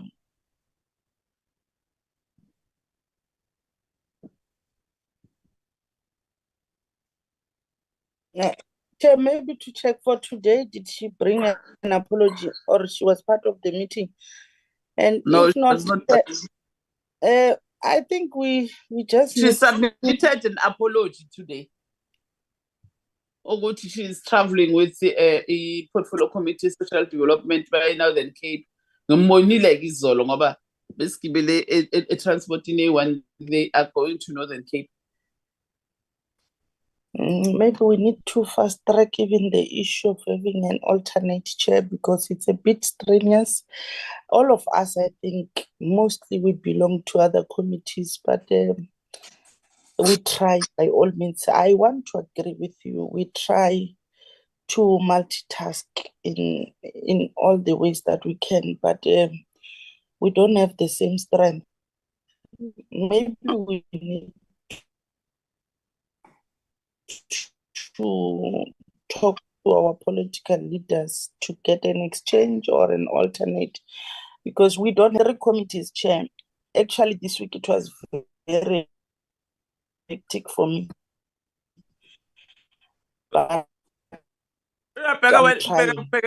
So including Masiko, I think we need to take it up, especially on the side. Yeah. Nomasiko attended the committee, standing committee, say ethics and what. But she made me aware, so that we are aware in the meeting, which she's in that other meeting physically, but she will log into our meeting and participated. Yeah. I think we need to have you guys, when you go to your WIPAR meeting, you need to raise these things. When I'm Nelly, awuzibhala lento ibhalela kuhlongo uthi yena honorable bese thina sibhala ngabo miss. It's not you are not consistent.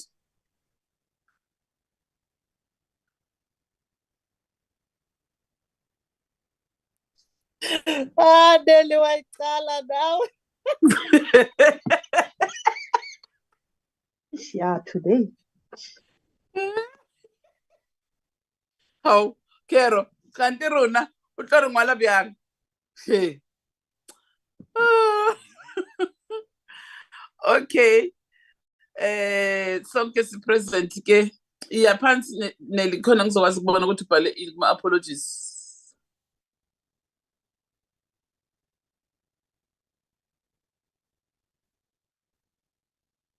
Nelly.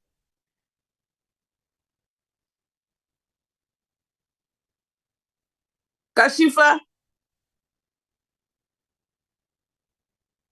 Yes, Chairperson. Tell her to go up. Up. I don't see. She's not moving a document. I think she may be. Oh, there we go. Okay. Oh, okay. I read these minutes, except any small mistakes, the grammar, you can correct those things. But in terms of the content of the minutes, I think I've satisfied myself. You've kept it. I'm not sure if other members have got issues to raise. If there's something that was not captured in our meeting, in our minutes, they can raise it with us. It's okay. But if there's none, can I get Honorable Boni and Sharif to move for the adoption of the minutes?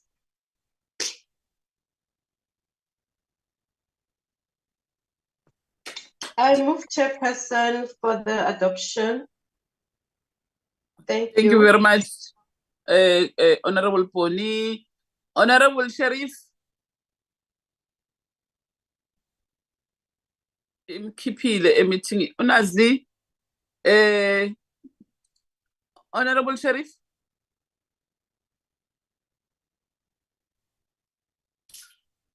Ngathi akangizwa nje ngincedeni.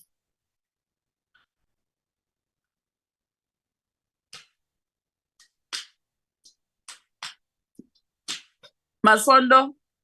I think on a challenge, Chair, Yes, Chair. she has just left the platform. I wish Yeah. to second the mover for the adoption of the minutes as a true reflection of the meeting, Honorable Chairperson. Thank you.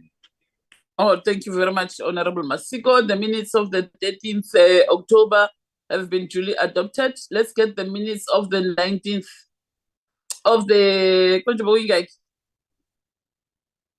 15. 15. Minutes of the 17th of October, Chair. Tuesday, but we 17. 13, but we Friday. 14, 15, 16, 17, yeah. Asibone ke ngoba usibhala ngokuhluka sesikubonile sikubhaqile.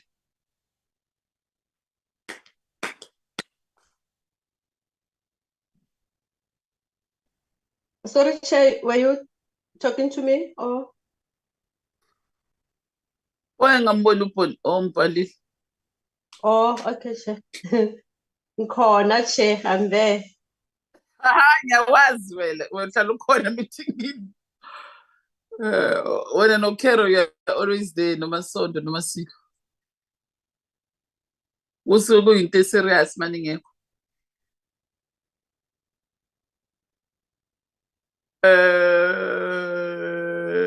Yeah, Opperman beyakhona. Apology was none. Oh, noma Mhlengo bebeke khona nge-NYDA.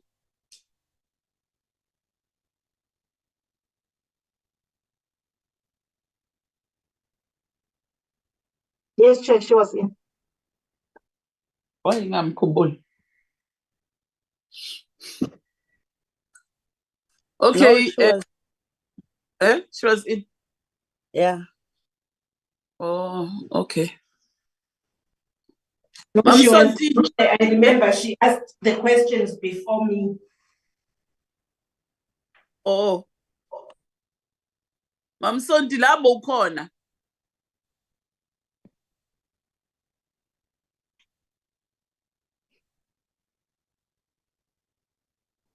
Nazli. Chair, I'm sorry, I was trying to move for the adoption of the previous minutes. And then my electricity went off. Chair. Okay, okay, Mamsondi nambe ngithi ngitshela Thank you, Chair. labo ukhona. Thank you, Chair. Okay, Nazli, sorry, Masiko made me aware that it took you out of the meeting. It's okay. You can move for the adoption of these ones. Thank you, Chair. I move for the adoption of the minutes as a true reflection of the meeting. Okay, thank you very much. Mam Sonti, you can second these ones. Okay, Chair, second. Okay, thank you very Chair, much. second. Oh, thank you very much, Ma. The minutes of the 17th of October 2023 have been duly adopted. If there are any grammatical mistakes, you can correct. But so far, I didn't see anything that needed to be corrected. Kodwa phela nami ngifaka ama-specs, kwesinye isikhathi ama-specs akwenza ungawaboni. So these were the only minutes that we are adopting, angithi? Yes, Chair. Oh, Thank you. siyabonga kakhulu ukuthi ni-attend umhlangano. Siyabonga kakhulu umeeting sesiwuvalile. Ayikho enye into mose kufanele sikhulume. Ikhona? No, Chair. Just a general comment around the minutes. I didn't want to raise it in any specific ones. What I've noted is that in terms of the attendance of the department, usually we would only reflect on the people who are present, but we don't reflect on the apologies from probably the minister. That's where I want to go. I think it's important, Chair, if the minister or the deputy minister have sent a formal apology to our meetings, we must note those when we are writing our minutes, because it's important. At some point, we do in this meeting continuously speak about the presence and attendance of the minister. And sometimes we do refer to her non-attendance without apologies. But if appropriately she has apologized to the meeting chair, we must note those in our meetings moving forward. Thank you. Yeah. Masiko, it's important for record purposes. It's important. It's a fair concern, Masiko. I was not, I don't know how it slipped my mind.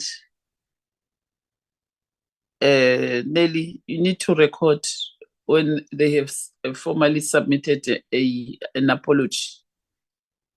We'll do it. Thanks. Yeah, but most of the time they don't submit the apology.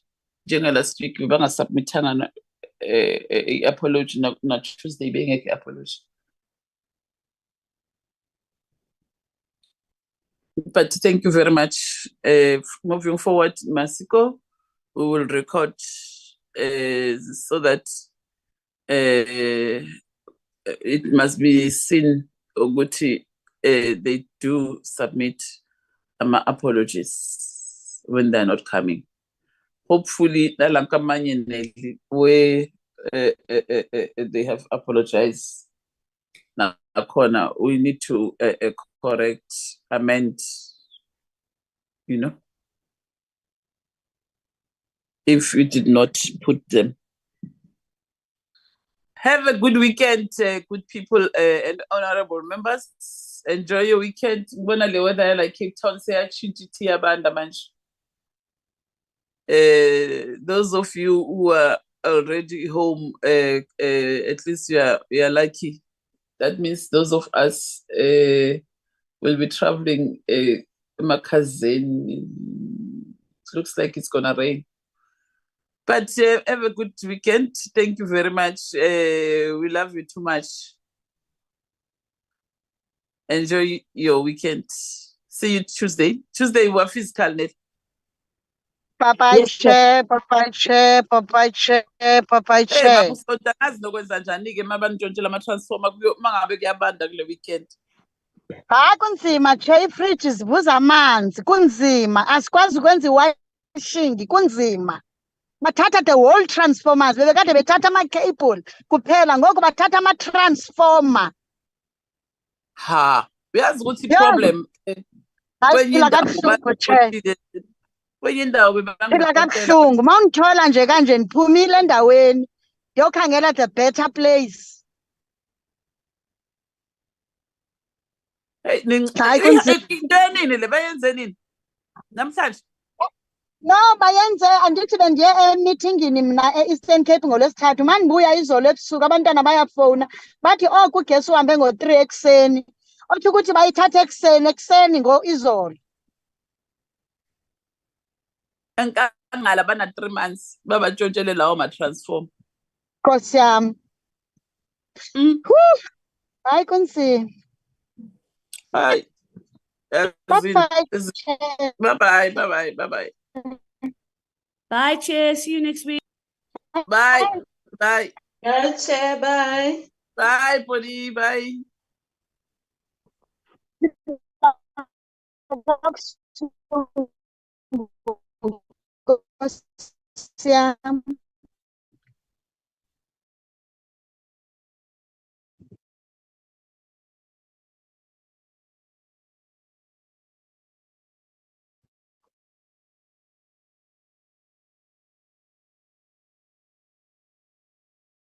Record.